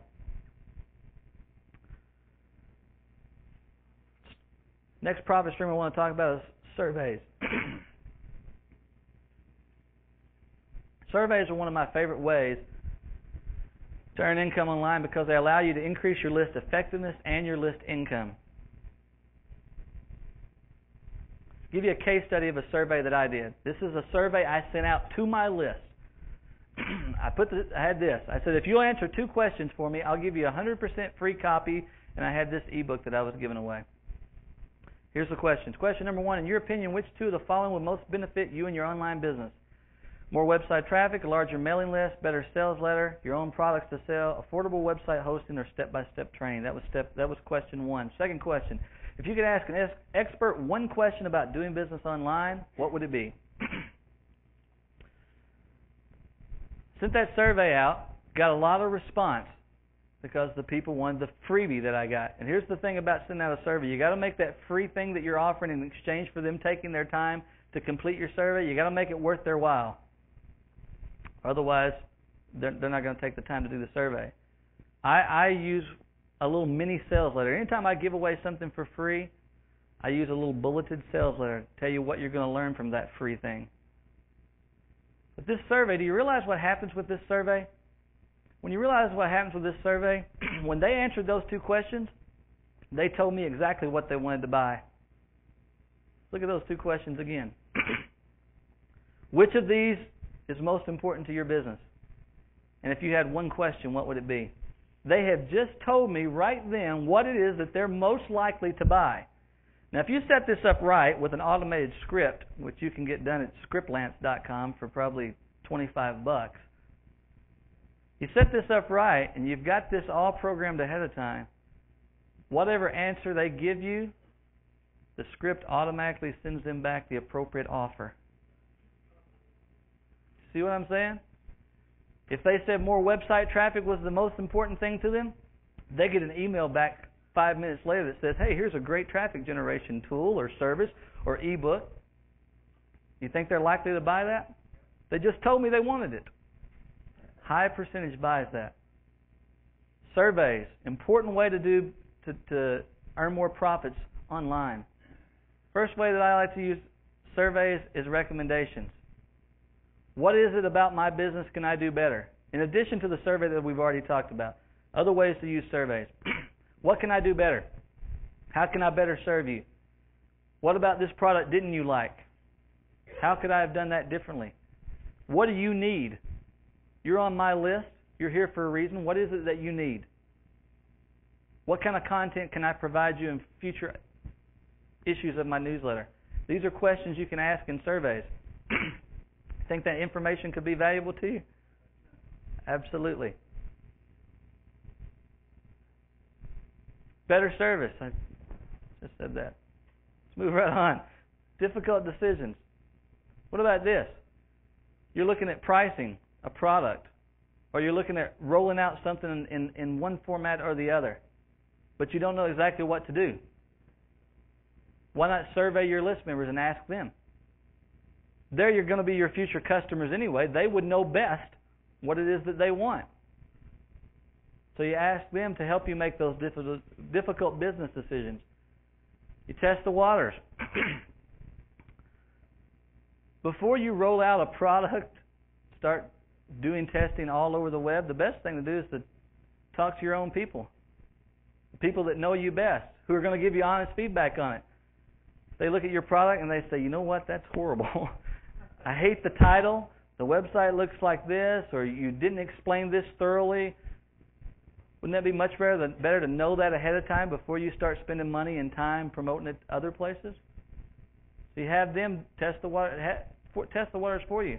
Find out what's hot. Send out a survey to them and ask them what things are most important to you right now. What is it out there on the web that's not being talked about that you need to know? What are some issues that everyone is talking about that I should talk about myself and tap into? One of the biggest things you can do with surveys is to remove obstacles. Why aren't you ordering from me? What about this product is what is keeping you from buying? Is it the price? Is it the presentation? What is it that's the stumbling block that's keeping you from becoming my customer? Wouldn't you like to know that information? I'd like to tap into everyone in here's minds and find out why they're not buying from you. Information you need. Last thing we're going to talk about real quick, we're about out of time, is to create a viral marketing tool. Viral marketing is one of the most important things that you can do online. Put together your content in a freebie and you give it away. And you allow other people to give it away. And you allow other people to give it away. And you allow other people to give it away. Armin did a thing the other day. He went to Google and you saw it the first day. My name was up there and it was listed in Google search engine 500 and some odd thousand times. I didn't do that. I gave away stuff, and those people gave away stuff, and those people gave away stuff, and it's all got my name on it. And that's how you get massive exposure. You think you get listed 500,000 times in a search engine, you make any money off that? I'm telling you the truth. It started from the first free ebook that I gave away, and I continue to give away more and more and more and more. We'll talk about that a little bit later on. Maybe you can catch me one-on-one. I'll talk to you a little bit more about viral marketing. We're about out of time here. George, if you go ahead and hand those out.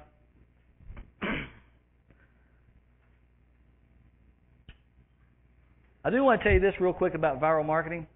In the internet marketing arena, everyone knows about it now. It's no big secret that you give away a free ebook and you get other people to give it away, and it builds publicity for you, it builds traffic for you, it builds back-end profits for you. In internet marketing, that's not a big secret anymore. I've been doing it for a couple of years, and now it seems like everybody's doing it. But here's the thing. Most of you in here aren't in internet marketing. You're in cruises and... Somebody check an email? You're in cruises and you're in weight loss and you're in dating and you're in finances and you're in all these different targets where no one's doing anything with viral marketing. And they're huge industries. You could be the first person. They say, I'm the viral marketing king. You can be the viral marketing king in whatever niche you're in, because nobody else is doing it yet. So you take the information and you apply it to your situation, and you'll be the top person. George, can I have one of those, please? I'm not going to stand up here and try to sell you anything. Some information you can use. The rest of the weekend, feel free to pull me to the side. As a lot of you have already found out, I'm very willing to talk and very willing to share information with you. I love being here, love helping, and I appreciate you allowing me to take up a little bit of your afternoon today.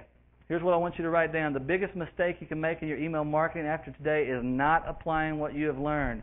I'm telling you the truth there. Biggest mistakes. And speaking of big mistakes, my wife and I, last Christmas, she goes to Walmart and buys some Christmas cards. This is a true story. Buys Christmas cards. It's a pretty little setting on the front and everything, and she mails them out to all 50 people. One comes back undelivered. So she opens it up and she's going to get ready to show it to somebody else. And she happens to look inside the card, and here's what it said. It said, this card is just to say a gift is on the way. Went out to 49 of our friends and family members. Ouch. So I need you to buy something to help me cover my credit card. But But that's a big mistake, but even bigger than that is to not apply what you've learned from me and what you learned this weekend. I've taught you everything that I can tell you in an hour and a half about email marketing, about making money from your list. Now, it's up to you. Thank you very much. Appreciate you.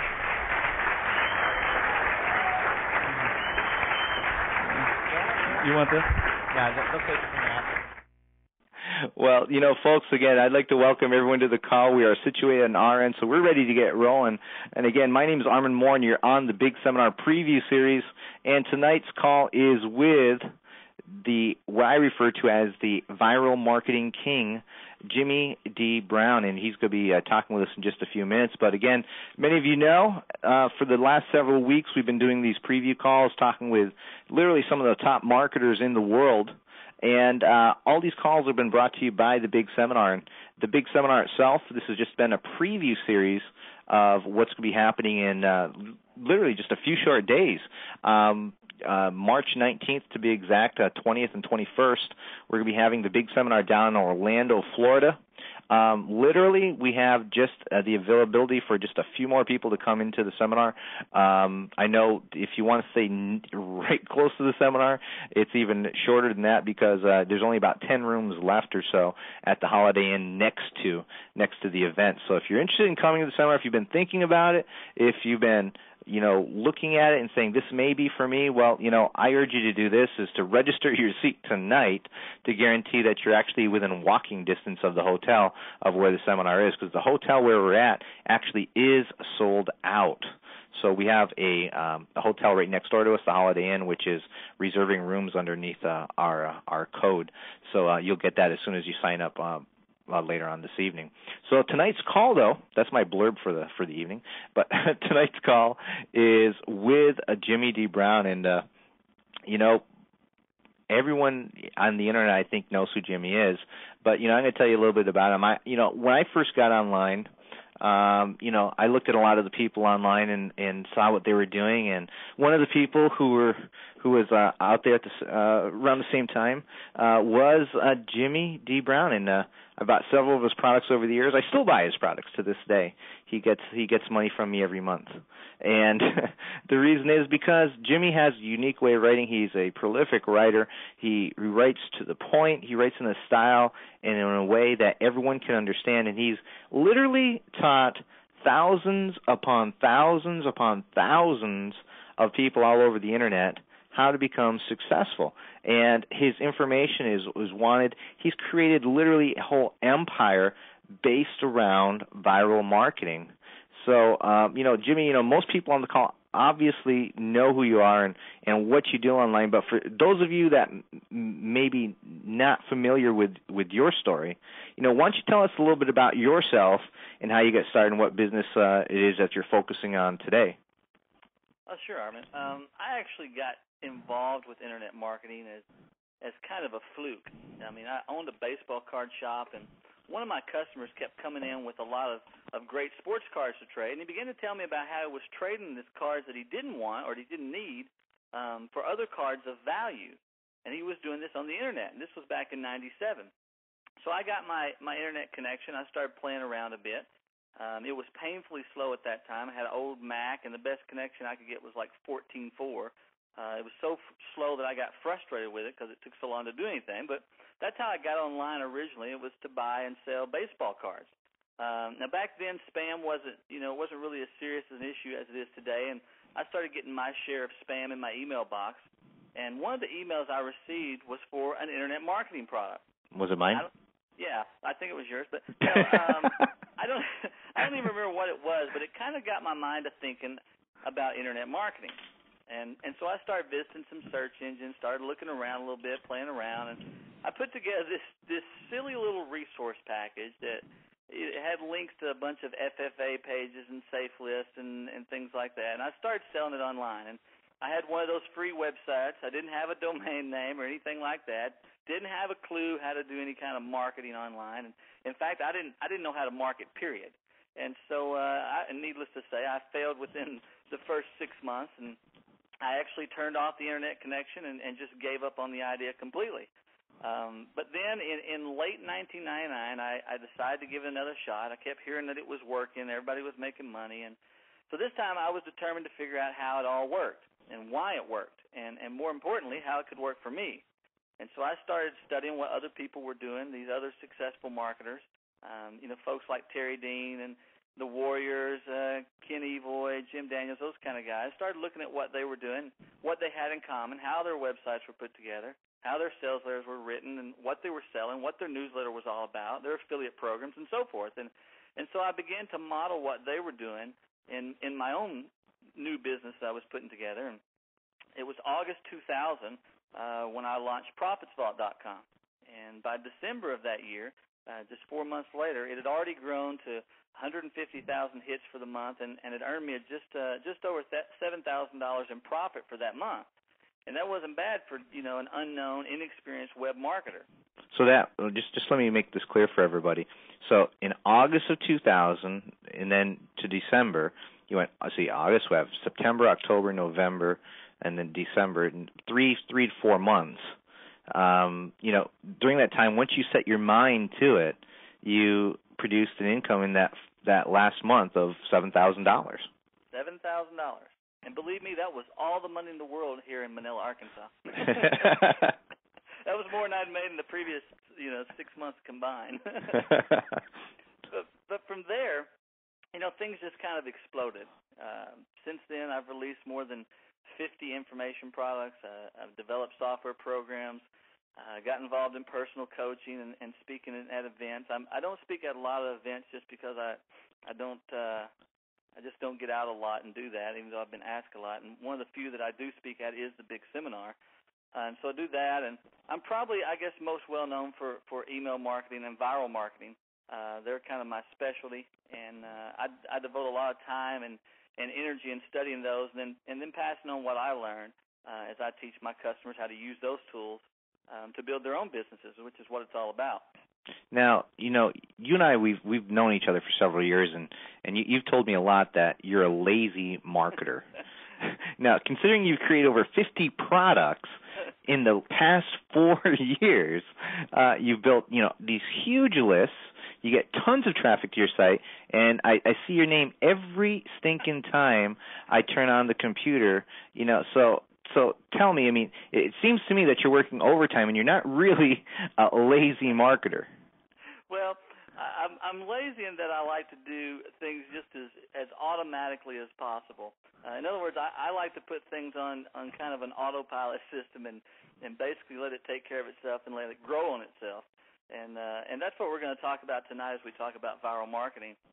And certainly we're going to go into great detail down at the big seminar when I share what I call the Auto Grow system.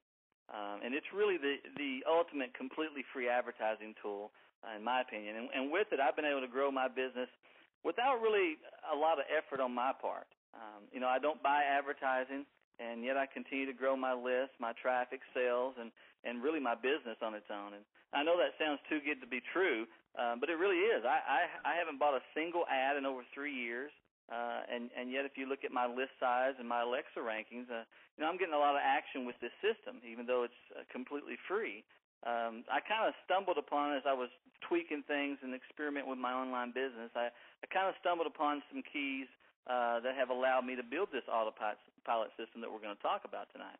So, since you brought it up, let's talk about that for a few minutes. What are the 3 keys to your success? I'm sure a lot of our listeners would like to know that they can do these things to build their own business. Sure. In fact, all 3 keys are fairly simple. We'll just go ahead and start with key number 1. And I think key number 1 to building any business online is this, and that is everything you do must work towards list building. Everything you do must work towards list building. It's no big secret that building a list is critical to success in business at any level. And that's especially true of business success online. And yet very few people, even those who are experiencing some success, do this as well as they should. And I'll give you a few examples here. When you write an article that other people are publishing in their newsletters, for example, how do you use your resource box? Now, typically what folks do is they use that resource box to promote some kind of offer or get traffic to a website or promote an affiliate program. And even with a good email capture system in place at a site, the reader of that article may never visit. But if you use your resource box, say, for a part 2 of that article, a continuation of the article, which you set up on an autoresponder, then the reader is likely to request it if they found that content of value in the article that you share, which is going to allow you to build a list. Another example might be this. I go to forums a lot and look around at different people's posts. And when most people post at a forum, they use their link that you put down at the bottom of your post to generally promote an offer or a site.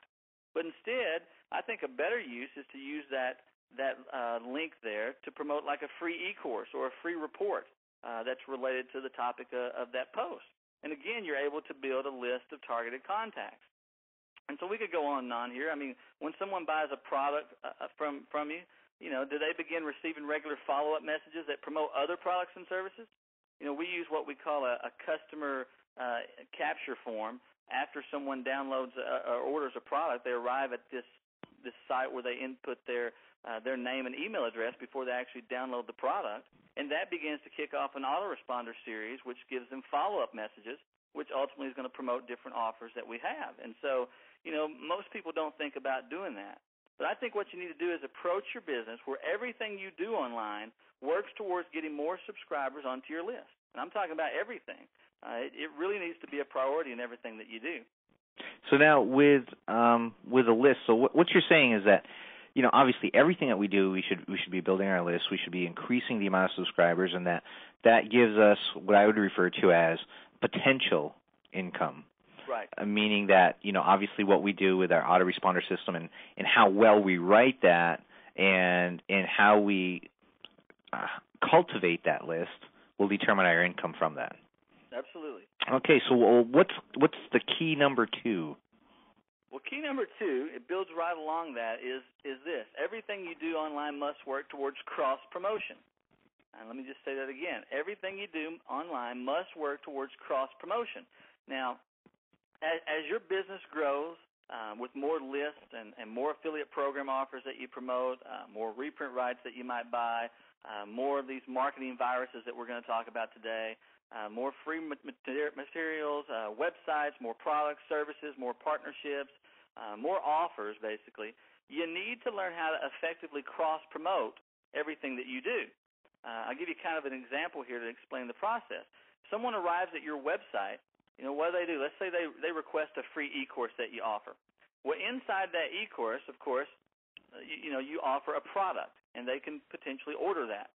Then on your thank you page, they download an unadvertised bonus ebook, and they start getting these follow-up emails that we talked about earlier. And those promote other offers or affiliate programs that you might have or reprint rights that you might have purchased. And then when they get to those sites, they start downloading a different free ebook, or they learn about other products that you offer or other e-courses that you have available, other systems that you might have, or other affiliate programs that you might promote. And then when they get involved in that chain of events, they go to yet another series of different e-courses and e-books and products and referrals and reports, and all these different things cross-promote each other. Now, I know that may sound kind of complicated without seeing like a diagram of the whole thing, but the idea here is to make certain that everything you offer online makes references to everything else that you offer in one way or another, which in turn makes references to other things that you offer, and it continues to this cross-promotion cycle. The perfect situation, Armin, is one in which your marketing continues to be placed in front of your contacts' eyes on a regular basis, and your contacts are ultimately exposed to everything that you offer online. So what you're doing is you're daisy chaining everything that you have. You're creating this essentially a marketing mesh. A marketing mesh, or a web, as I call it. A web is good. I like that. A web is good. But one of the greatest benefits of setting up this kind of system is this: regardless of how and where a person comes into contact with you and your business, ultimately they're going to be exposed to everything you do online. They may have read a free ebook or one of your e-zine articles somewhere or visited a site, but when you get them into this cross-promoted system, sooner or later they're going to find everything that you have in place, because each portion of your business is going to refer them to yet another portion of it. And so the cycle continues. And, like we said, that's like a mesh or a marketing web. But everything, it fits together strategically to move your contacts from one list to the next, from one offer to the next, from one site to the next, until sooner or later they've had the opportunity to do business with you on every level that you offer. And so I think that's the second key. Well, so again, like what most people are doing, I know we've all heard this online, where I really don't subscribe to this methodology, but some people talk about a funnel system where you bring people into, let's say, a product or something, and then you bring them into a small product, then to a higher end product, then to a higher end product, and sooner or later you're selling them a $10,000 coaching program. And that's one methodology, and that works for many people. I don't subscribe to that particular marketing method personally, and I know you don't necessarily do it either, but because you've built this marketing web of products, once they're in your web, it's like a spider. I mean, it's just like a spider's web. They're stuck. They're stuck. I've had many people email me over the years and say, look, I started out buying one $20 ebook from you, and suddenly I spent $3,000 in $20 and $30 and $50 products over the past 12 months. So what you're doing, so instead of just trying to get them bigger and bigger products, you're keeping them. You already know, and I think this is an important point for everyone to understand, is that you already know that they are willing to spend, let's say, $30. Okay, oh, yeah. And you know, well, why go against the grain? You know that's an easy price for them to pay. So let's just give them other $30 products. Is that correct? Absolutely. Okay. Well, makes a lot of sense to me. So let's bring up to key number 3, and what's that, Jimmy? Key number 3 to building a successful business online is this: everything you do must work towards viral growth. Everything you do must work towards viral growth.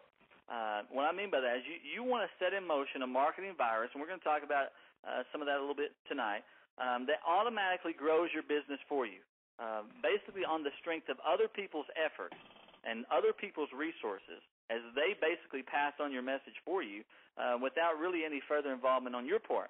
Now, imagine your business automatically growing larger and more profitable every single day. You know, imagine your influence, your name, your offers, your business spreading in really ever-widening circles across the Internet. You know, imagine other people bringing in your subscribers, your sales, and your profits for you. You know, that cycle continuing to spread all over the web until there are hundreds and thousands of folks all growing your business for you. Now, there are very few people who ever experience that kind of viral growth, but it's not because of lack of opportunity. Regardless of who you are or what you're doing online, you can grow your business automatically through viral marketing. But it's going to take you applying this key here that we're talking about to your overall business plan. Everything that you do must work in some way towards growing virally. You know, you want to strategically set up ways in each part of your business to spread itself by involving your contacts. And we're going to talk about that tonight as we make our way through it, so I'm not going to talk too much about it right now. But what I want people to understand is viral growth isn't something that you should try from time to time or try to figure out down the road. It's something that needs to be built into everything you do online, whether you're advertising in newsletters, creating joint venture partnerships, using pay-per-click search engines, publishing a newsletter, any of the dozens of different parts that make up your business. You need to be thinking about viral growth. Viral marketing needs to be a part of it all, a part of everything that you do online. And we'll talk about some things that you can do specifically here in a few minutes. The beauty of these 3 keys that we're talking about here, though, Armin, is this. Each key works in harmony with the other 2. You know, they all work together to maximize the results of the other 2. You know, when you build your list, you have more opportunities to launch these marketing viruses and to cross-promote all your different offers. And when your marketing grows virally, then your list automatically builds, and you're able to do more cross-promotion automatically. Of course, when you cross-promote, your lists build and your marketing viruses grow. So it's all one big funnel, and they all work together in harmony.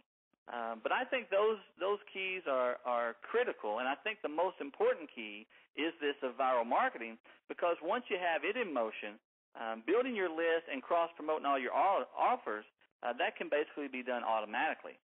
So those are the 3 keys that I've used to build my own business online. And I think that they're really at the very heart of any good business model on the Internet.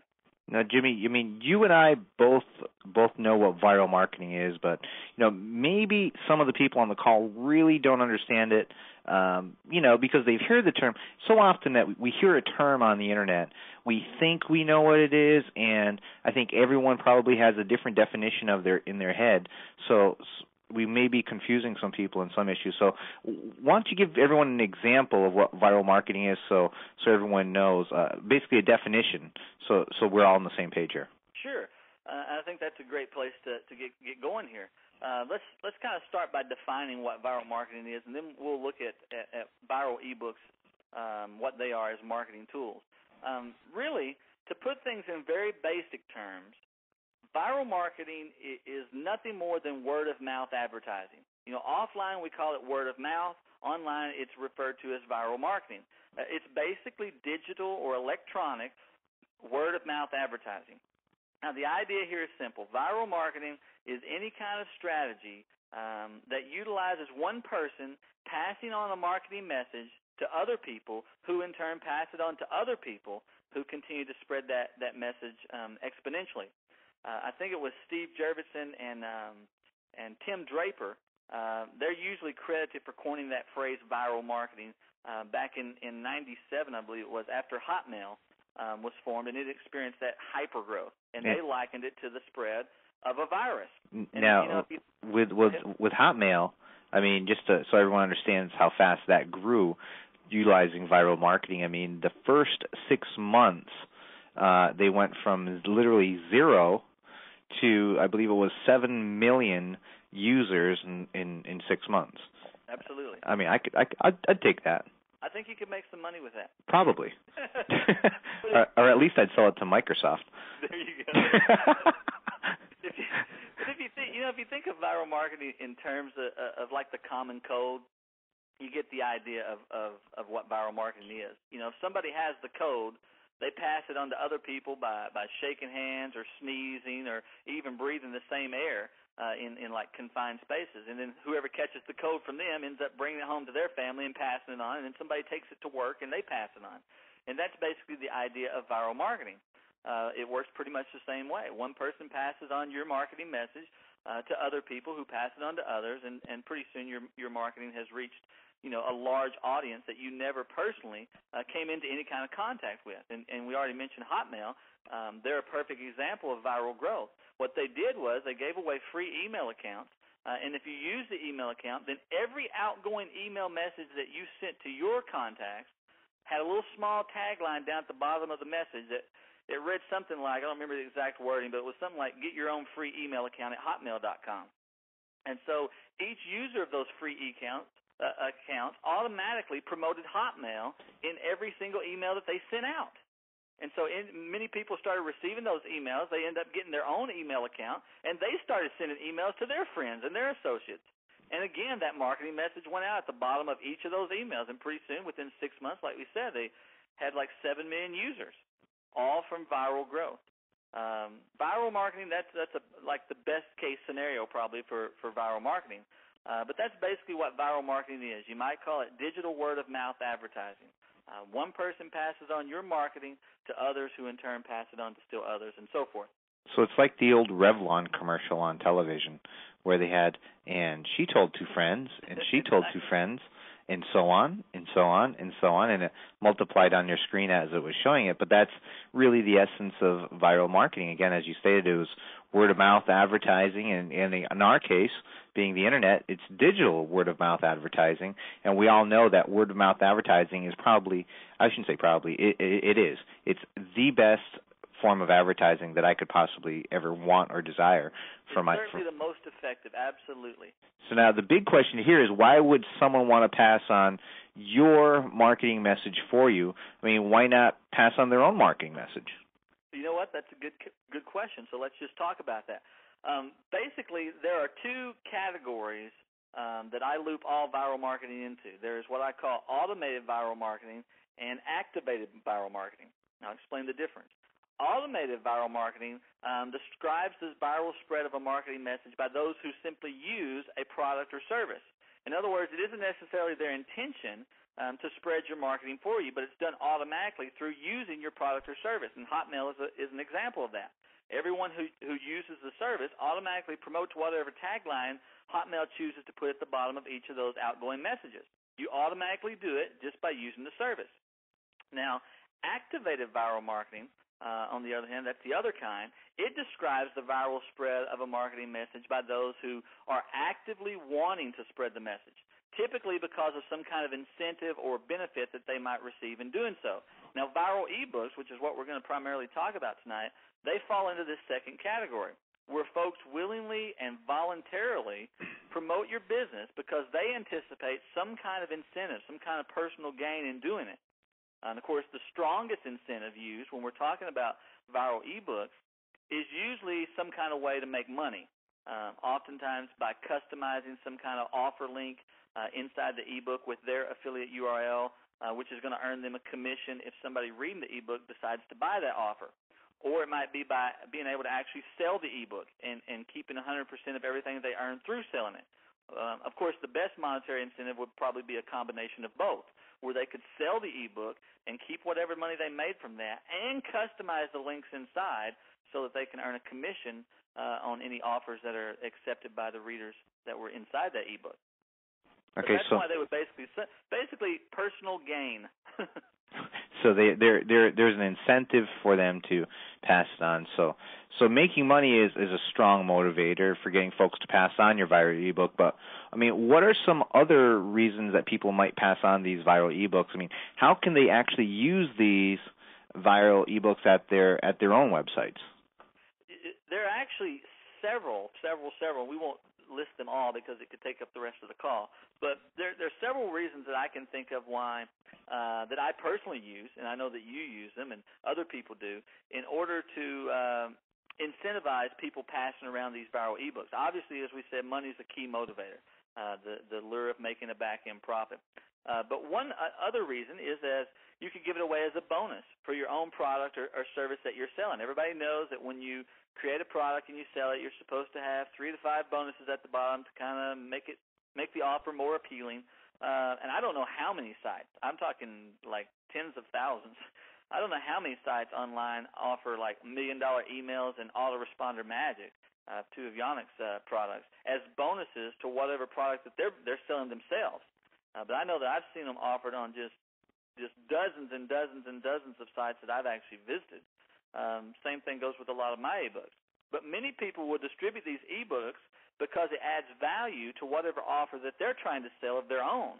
So they offer them as bonuses when you make a purchase. Another reason why people might pass around your ebook is simply as an incentive to get people to their site. You know, you think about it. You publish a newsletter every week, and you want to get as many subscribers to visit your site so that you can try to get them to order something. Well, you've got an ebook here that you can give away. And instead of here's the thing I want to share. Instead of making the mistake that most people make, and that is this, they usually give the download link right there in the newsletter itself. Instead of providing the download link right there, send them to your website to download the ebook. And better yet, you can put the download information for that ebook inside like a sales letter for a product at your site, where they actually have to read of your offer before they can find the ebook. I've done that many times. It's a much more effective way to get use of the ebook. But another way that people use viral ebooks is to give them as an incentive to get people onto a list. For years we've been seeing, if you join XYZ newsletter, I'll give you a free copy of blah, blah, blah ebook valued at $20. And while that's not nearly as effective as it once was, now what some smart marketers are doing is putting together several really good free ebooks into like a little private membership site. And if you join their newsletter, you get like free access to this membership site. You think about the brilliance of that. First of all, you incentivize people joining your list because they're going to get free access to this membership site. And then when they go into the membership site, they download ebooks that you've got coded with affiliate links for a bunch of different offers. It's a brilliant setup. You get people to join a list, plus you have opportunities to make affiliate commissions on the back end. You can do other things with ebooks that would make people want to pass them around, like adding their own kind of customization inside the ebook, like, they might brand it with something like brought to you by Jimmy D. Brown of 123webmarketing.com, or, download my other free ebooks at 123webmarketing.com. So that gives them another incentive to pass it on because they can actually see some traffic to their website as it gets into the hands of more and more people passing it around. So anyway, those are just some of the reasons why people might want to pass on your ebook. There are many different ways to use viral ebooks, and we don't have time to cover them all tonight. But truthfully, smart marketers are going to come up with a bunch of different and new and unique ways of getting people to pass these ebooks around, besides the common ones. I know you've built your whole business around the whole, well, whether intentionally or unintentionally, you've built it around the whole viral marketing strategy. And many people refer to you as the viral marketing king. I know whenever your name's brought up, I always refer to you in that way. And that's primarily because the way you've used viral ebooks and continue to use viral ebooks in your business. So, I mean, what I want to do is let's spend some time talking about just that. It's what are viral ebooks and how did you get involved in using them to build your business itself? Well, based on the explanation of viral marketing that we've already talked about, it's easy to define what a viral ebook is. A viral ebook is any ebook that you pass on to people who are authorized to pass it on to others, who in turn pass it on to still other people and so forth down the line. Now, it's kind of a funny story. I got involved with viral ebooks by accident, really on two different levels. When I launched the Profits Vault back in 2000, as I talked about earlier, I put together this free report that was entitled How to Sell 300% More of Your Product in 72 Hours Than You Did All Month. And it's still, to this day, my top lead generator and conversion tool for bringing in new sales for that site, and that's been almost 4 years. It's been requested over 100,000 times from that site alone. But anyway, I started offering this report to get people to join my membership site. Well, folks just absolutely loved it, and they wanted to encode it with their affiliate link to my site and start giving it away at their site to their visitors, their subscribers, so they could promote my site and earn a commission. And now, you got to realize in early 2000, there simply weren't many people offering customizable ebooks. In fact, I didn't know of anyone who was doing it. I actually created my own software program with a branding tool in order to get the job done with the branding aspect of it, so it could be done where they could actually do the branding themselves. And so I started allowing people to customize this report and pass it on to their list, and things just kind of snowballed from there. I mean, more people came to the site. They became customers. They joined the affiliate program. They customized the ebook, and they started passing it on themselves. And soon there were just thousands and thousands of people coming in like droves, all because of that one report. And it kind of happened by fluke. I didn't set out to do it, but I sure didn't waste any time capitalizing on it once I saw that it was working. So, and you tell us that you actually had two flukes. I mean, as if that one wasn't enough. I mean, tell us what else happened. As if that first one wasn't enough, I actually had another kind of just thing fall into my lap. A second fluke that really got my business moving was a report that I put together that was entitled Easing Ad Profits. It was a short tutorial that taught how to write a headline and a classified ad, and I also included my own top 35 recommended easings that you could publish your ad in. Now, I originally planned on giving it away like I had done with the other free report to promote the Profits Vault, but for some reason, I really honestly don't even remember why I decided to do it, but I decided that I would offer it for $9.97 with master reprint rights. And I didn't even really know what it was called at the time, but I knew what I was going to allow people to do for it. Basically, what it meant was they could pay me $10, and then they would get to sell the product themselves for $10 and keep everything that they made. I didn't really have any clue if anybody would pay me $10 for a license so they could sell it themselves. I wrote this shabby little sales letter, and I loaded it up to a site. I offered the sales letter and the product for like $9.97 with the reprint rights license, and I sent a mailing out to my lead list of people who had downloaded that How to Sell 300% More report. Well, to make a long story short, I sold 178 copies in the first 48 hours. Folks like Phil Wiley, I'm sure a lot of people have heard of him. He bought rights to it, and other people bought rights, and they did mailings to their own list. And within a few days, there were literally thousands of copies of that ebook in circulation. I'm talking the first week. I got emails over and over that week, people telling me, I sold 50 copies the first hour, and I sold 300 copies last week. And it was just crazy. And so I made a lot of money up front, and then that ebook, in getting passed around so much as other people were selling it, it sold more memberships to my Profits Vault site because I had mentioned it, of course, inside the ebook as a back-end offer. So from there, I just, I saw that it was working, and I'm not, I'm a pretty quick study. If it ain't broke, don't fix it, as they always say here in Arkansas. But from there, I just continued to test and tweak things, and just rolled out viral ebook after viral ebook. And while it started out as an accident, just kind of a fluke, it just caught on like gangbusters. I guess the timing was just right. Now you've got a special name for these types of viral ebooks. I mean, tell us a little bit about that. Well, I call them APGs, or automated profit generators. That's just a phrase that I kind of came up with to describe my own viral marketing ebooks. And since these ebooks generated website traffic, which turned into profits, and they built my list, because I would mention lists inside the viral ebooks, which turned into profits, and they branded my name, which obviously helps to sell more product, which turns into profits. They basically grew my business. I came up with this term, and basically it was done automatically. Once I released them, other people started passing them around for me. So I came up with this term, automated profit generator. And if you create and use viral ebooks in the way that we're going to talk about a little bit tonight, that's what they are. Viral ebooks can generate profit for you without really any further involvement on your part. You put them together, you get them into distribution, and they basically do the rest. They generate traffic to your site for free. They build huge lists for free. They get your name plastered all over the web for free. If you go to Google.com right now and search for Jimmy Brown, there's like 600,000 listings there. There's actually 878,000. 878. It's grown again. I didn't do anything to get those listings there.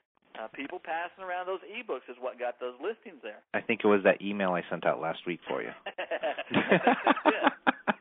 There's another 200,000 got you listed. you added 30% of extra listings there with that one mailing. Get you to do that more often. But we'll talk about some specific case studies later tonight. But let me say, viral ebooks are incredibly powerful tools that I have personally seen some staggering results from. We already mentioned what you can go to Google.com and kind of see the results for themselves. Look at my Alexa rankings and things like that, and you'll just see what can happen with viral marketing. And it just continues to grow, literally day after day after day. So, let's say that the people listening on this call want to set up one of these automated profit generators, and I think that term generator is copyrighted, but we'll talk about that later. But I know what you're going to share in depth. You're going to share a lot of that in depth down at the big seminar in a couple weeks. But can you give us maybe an overview of what the process is right here on this call? Sure. Now, I don't really want to oversimplify things, but really there are only 6 basic steps to creating one of these viral ebooks, these free viral ebooks, automated profit generators, whatever you want to call them. Step 1, we'll just kind of break it down into the steps. Step 1 would be to choose a topic based on a hungry, eager crowd. And, the first thing you want to do is choose a topic for your viral ebook, and you do that by identifying a large market to target. And let me repeat that because it's exactly right. You want to identify a large market to target. It's interesting that with just about everything else you do online, folks tell you to look for a niche. Look for a small market to target. Everywhere you go, you see that. Create a niche product, a niche newsletter, niche keywords, niche. But the exact opposite is true for viral marketing. You don't want a niche. You want a large market. If you think about it, that only makes sense. If you went after a niche audience, you could have 100% complete market saturation and have only reached a few thousand folks or even a few hundred folks. For viral marketing to work, you want to have a large audience to reach. We're talking things like, health, weight loss, golf, relationships, travel. The bigger the better. The more the merrier. You want the absolute maximum amount of carriers possible to become partners in spreading your viral ebook across the web. So the first thing to do is to identify a large market to target, whatever your expertise is. Your topic, your actual ebook may be on something like how to profit from autoresponders. But your target audience isn't folks looking to profit from autoresponders. Your target audience is folks looking to profit. You just happen to choose autoresponders as what you're going to educate them on in order to profit. So you look for the largest audience that you can find based on whatever it is that you're hoping to sell, whatever your particular field of expertise is or area of interest is, whether it's internet marketing or travel or weight loss or dating or whatever it may be. Okay, so before we move to the next step, maybe you can tell everyone, let's say they have an idea already for a viral ebook. I mean, it's one thing to come up with an idea, but it's another one to come up with an idea that's going to be a successful idea for a viral ebook. I mean, it's a concept that I call a putz. I mean, it's a product you're unable to sell. I like that. I've had a few of those. Yeah, don't be a putz and don't make one either. So, but how can a person know if they have a successful idea or successful topic? Well, that's a good question, and I'm a big believer in two things, and I know you are too, and that is knowing your target audience and polling your target audience. But that's how you know if you've got a great idea for a viral ebook. First of all, you invest time getting to know your audience. You interact with them through your newsletter, your website. You read other related newsletters. You stay on top of the current events. You look at what are the hot products in your field. You spend time at message boards and see what people are talking about. You get to know your target audience. Learn what it is that they want. Here's the thing. If you know your target audience, then you'll know when you've got a great idea, because chances are, Armin, the idea came from them in the first place. Right. But you also, another thing you got to do is you got to poll your target audience, survey. The absolute best way to know that you've got a great idea for a viral ebook is to ask. Ask your target audience what they find as valuable information. That's at the very heart of viral ebooks, is to provide useful content that somebody wants to learn about. So what do they want to know? What void is there right now that you can fill? What consistently is their biggest challenge? Simply ask them what they want. I mean, you can do that through surveys to your list, through surveys at message boards, if that's allowed, at the message boards you frequent. It's very easy to do, very inexpensive to do. The AskDatabase.com is a super resource if you use surveys to get into the mind of your target audience. And that's the two things that I would recommend doing. Yeah, we've done a lot of surveys on different things as far as even just ad copy, to find out if our ad copy is appealing to our audience. I mean, that gives us ideas, but we ask them, more importantly, here's a great way to use a survey, is ask people why they didn't buy your product. And that will tell you not only how to change your sales letter, but what happens is in that process is people tell you, essentially just give you ideas for other products. Your customer dictates what they want, and if you have people telling you what they want, it's very, very simple. It's simple to create a product that's really going to be a winner, essentially. It's the closest thing to a crystal ball as you can get. Exactly. So so that was step one of the process. So what's step two? Step two, the second thing you want to do is decide upon a title for your viral ebook that grabs the attention. And I can't stress how important that is. You don't want some boring, whiny, lame old title that sounds something like, that came from your 95-year-old high school civics teacher or something. You need something enticing, something alluring, something that reaches out and grabs the attention. You want folks to lock their eyeballs on you, not roll their eyeballs at you. You think about this. Let's say I'm putting together a free viral ebook based on some of the things that we're going to talk about here. Which of these would make you want to download it? The power of viral ebooks or how to create automated profit generators? Both of those are the same topic, but obviously how to create automated profit generators is a much sexier title than the power of viral ebooks. Half the people wouldn't even know what a viral ebook is. But the thought of automated profit generator, that leaps out at you. So you want to go for a title that is attention-grabbing. You want that baby to be in as many hands as possible, and generating interest goes a long, long way to generating downloads, which, of course, goes a long, long way to generating profits. So that's the second thing you want to do. Step three, you want to outline the content, with a specific response in mind. Now, remember, as we're going to talk about, it's about useful but incomplete, and we'll talk about that more in just a few minutes. But you want to decide what response you want. what product you want them to buy, what list you want them to join, what you want your reader to do, and organize your content to get them into that call to action. You know, if you have a 101 tips ebook that you're wanting to sell, give them 7 to 10 tips and then promote your 101 tips ebook. You know, if you're promoting a web hosting company, give them a tutorial that shows how to create a web page and then point them to the hosting. Start with your end response in mind, that preferred action that you want the reader to take. You start with that in mind and you organize your content around that response. So, you know, this last section that you just talked about here, it's sampling essentially. It's like what we're doing right here on this preview call right now is we're giving them a sample of what the actual event is going to be. That's exactly right. I mean, we're giving them, an hour, and obviously you're going to have much more time at the big seminar to talk about, this topic more in depth. But we're giving some content. You're getting people to say, hey, is it worth it? To maybe buy this product? And you're giving them a small sample of it. And if they like it, they're going to use it. It's also like it's like the try before you buy philosophy. It really is, and the thing about it is, if you provide good, quality, useful content, we'll talk about that a little bit more later, but if you provide your readers with those things that they actually find valuable to their business or their weight loss or their travel, whatever it is that's around, you're going to win them over. I mean, you're going to get them to trust you. You're going to build credibility with them, and they're going to say, look, if they gave me this much for free, how much more will they give me if I invest in them? That's the whole key. You invest in your readers first, and overwhelmingly, they're going to invest in you by purchasing your offer. Sounds good. So let's move on to the next step. Next step, step 4.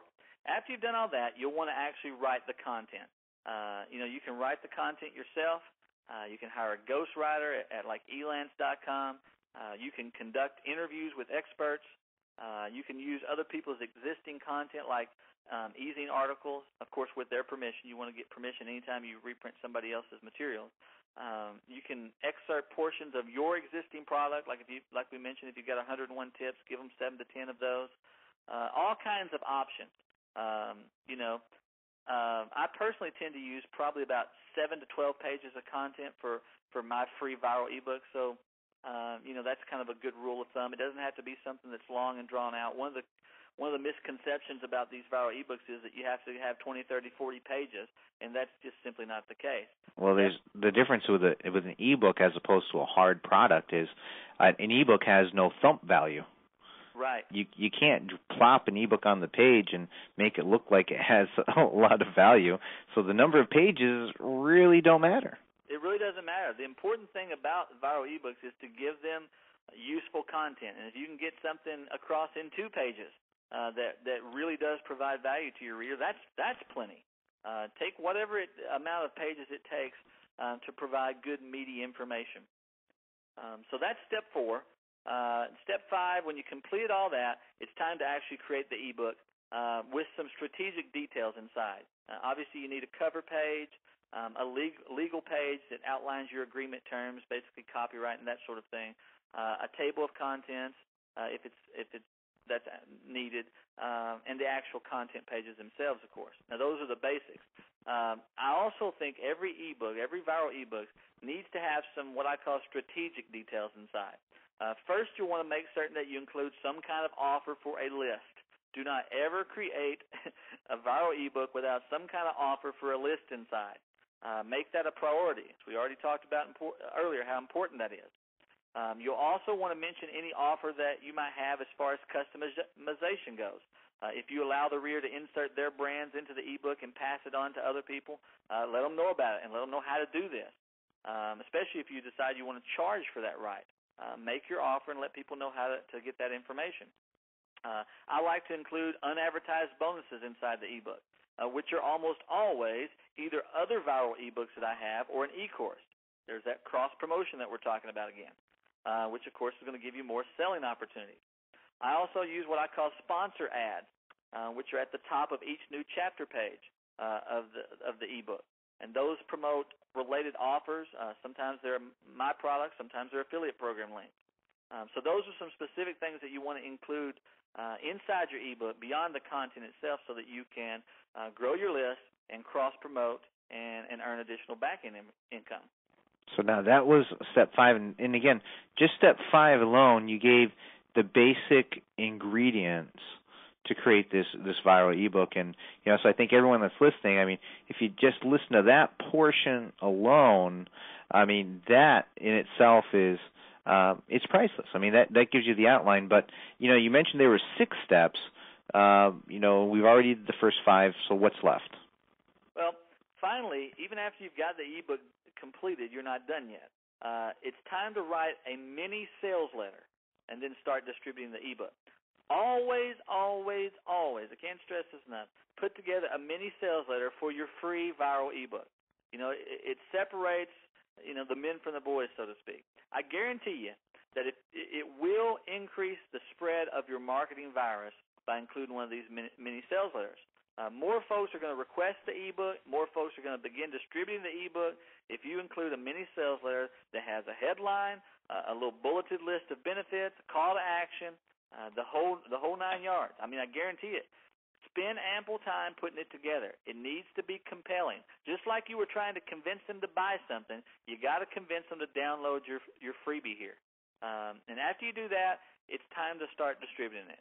Offer it first to your contacts, those on your newsletter list, your previous customers, your affiliates, basically your network of contacts. Get it out to them first, and then they'll begin to spread it out to other people from there.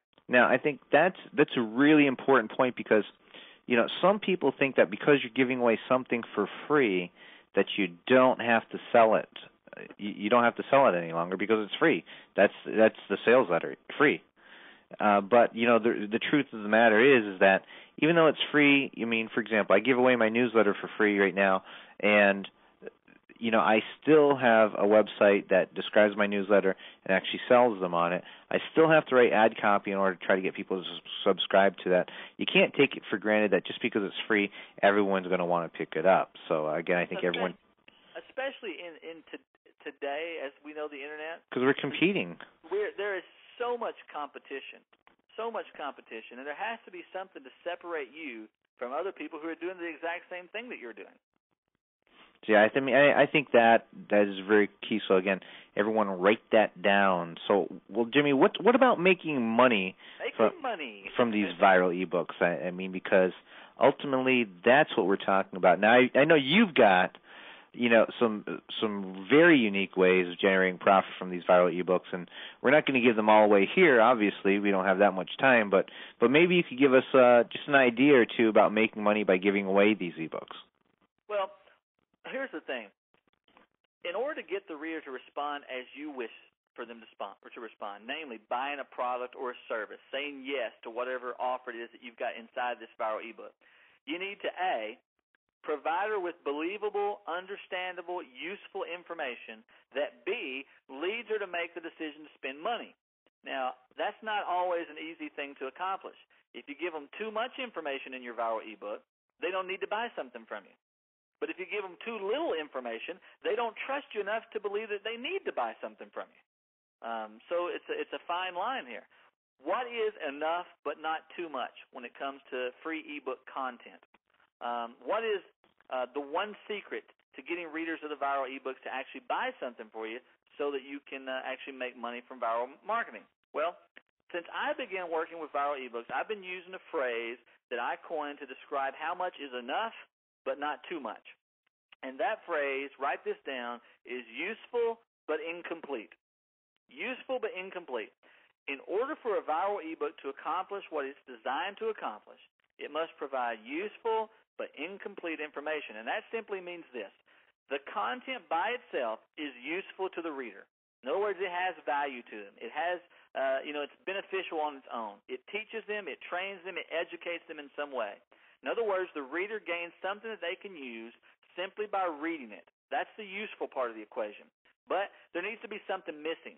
The information that you provide can be maximized by responding to an offer inside the content. It's good, but it could be made better by obtaining something additional, which is, of course, your offer that you make.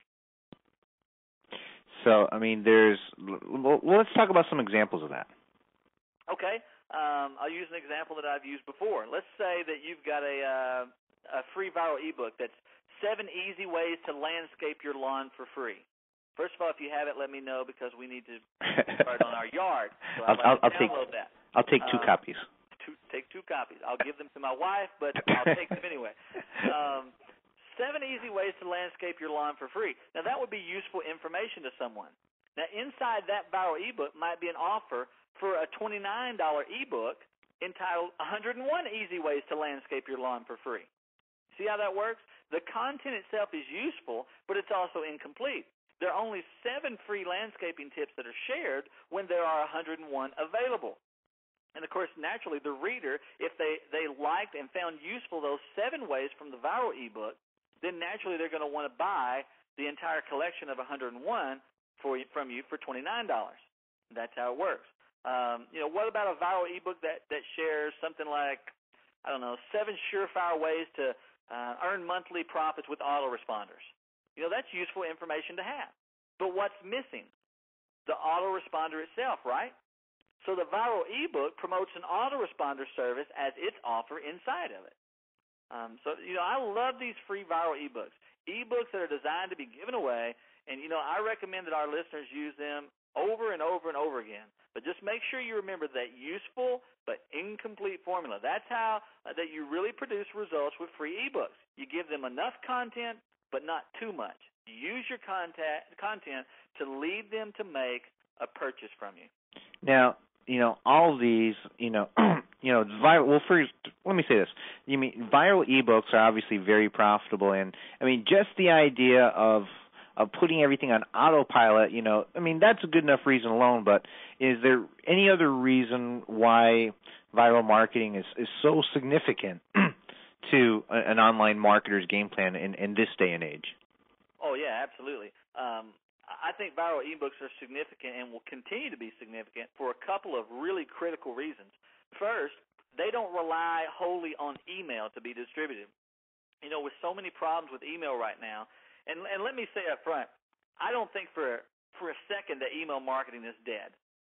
In fact, I'm going to be releasing a new 80-page manual on how to overcome the current email marketing spam filtration problems sometime in the next couple of weeks. I don't buy into that theory that email marketing is dead for a second. But with those challenges that we are facing with email, viral marketing is all the more important because passing around ebooks isn't limited by any kind of filters or issues like email is limited because they're typically distributed from somebody's website. They're a long term. They're going to be here, and they can be passed on for years and years without interruption, even on inactive sites that aren't even being actively marketed anymore. Once a download link is set up, until that site is removed, it's still an active carrier of the viral message that can be, can be spidered by search engines and things like that, and continue to spread on your viral ebook even without anybody using the website. But that's one of the reasons. Secondly, viral marketing is darn near impossible to shut down once it gets set in motion. I made the mistake, this is kind of funny, I made the mistake of putting my cell phone number in one of my earlier ebooks because everybody claimed that if I didn't have my contact information in there, nobody was going to buy from me, which is nonsense, I might add. But anyway, I started getting all kinds of calls at all hours of the day. What was 3 o'clock in the afternoon in the Philippines was 3 o'clock in the morning at my house. So it was kind of a nuisance. But a funny story kind of came out of it. I disconnected that number, of course, and I got a new one. And that was, almost 2.5 years ago. Well, just a few months ago, I had a lady email me, and she was hopping mad. Apparently, she had ordered a cell phone number and got my old number. And folks were still calling her. She told me she was getting calls from England and all over looking for me from that viral ebook, and they were running up her cell bill with charges. And she wanted me to do something about it, and all I could tell her was, I'm sorry, but, there's basically nothing I can do. With viral marketing, it's pretty much unstoppable, which is why it's so effective. It keeps spreading and spreading, and it's hard to stop that growth once it gets going. That's amazing. I know you've been teaching, this technique and all these techniques to your clients for, about a year or so. And, so a lot of people probably have heard some of your presentations on viral marketing. So let me ask you this. Why should the people on this call come to the Big Seminar to hear you teach on viral marketing again? Well, I think there are a couple of solid reasons. First, I've never given a full presentation before on the subject of viral ebooks at one of these events. I haven't done it yet. I've talked about bits and pieces of it, but never this full presentation that I'm going to share down at the Big Seminar. I'm going to be sharing some specific advanced strategies that I have never taught before. I'm talking about anywhere. And secondly, I'm actually going to share something that really, to be honest, I've kept kind of like top secret, that I've only told my closest friends about as far as some of these viral marketing models that I'm going to share. I literally have never taught this before anywhere. You won't find it mentioned in any of my existing products or in any kind of offer anywhere. I've literally never shared it before publicly in any format. So Big Seminar is going to be getting a first look at it, and I'm excited about being able to do that at your event, Armin. So those in attendance are really going to get some things that others will not have access to, which is going to give them an advantage in getting their own viral marketing ebooks out there automatically pulling in profit. Sounds great to me, Jimmy. First of all, again, I want to thank you for sharing your time with us on the call today, and I think everyone on this call has just learned a tremendous amount of information. We jam-packed it exactly into 60 minutes. How'd that happen? I don't know, but it was amazing. So, but it was. This call again. Those of you probably already on this call realize there was just so much useful information on this call that you just really need to start utilizing viral ebooks, viral marketing in your business. And Jimmy gave you just really a sample introduction to this, and obviously, as he stated, he's going to be going into some more advanced strategies that he's never talked about anywhere at the Big Seminar. And so, again, thank you for being on the call again. And, folks, this is our second to our last call. Thursday will be our last call that we'll be having prior to the seminar, and Thursday we're going to be talking with Frank Kern.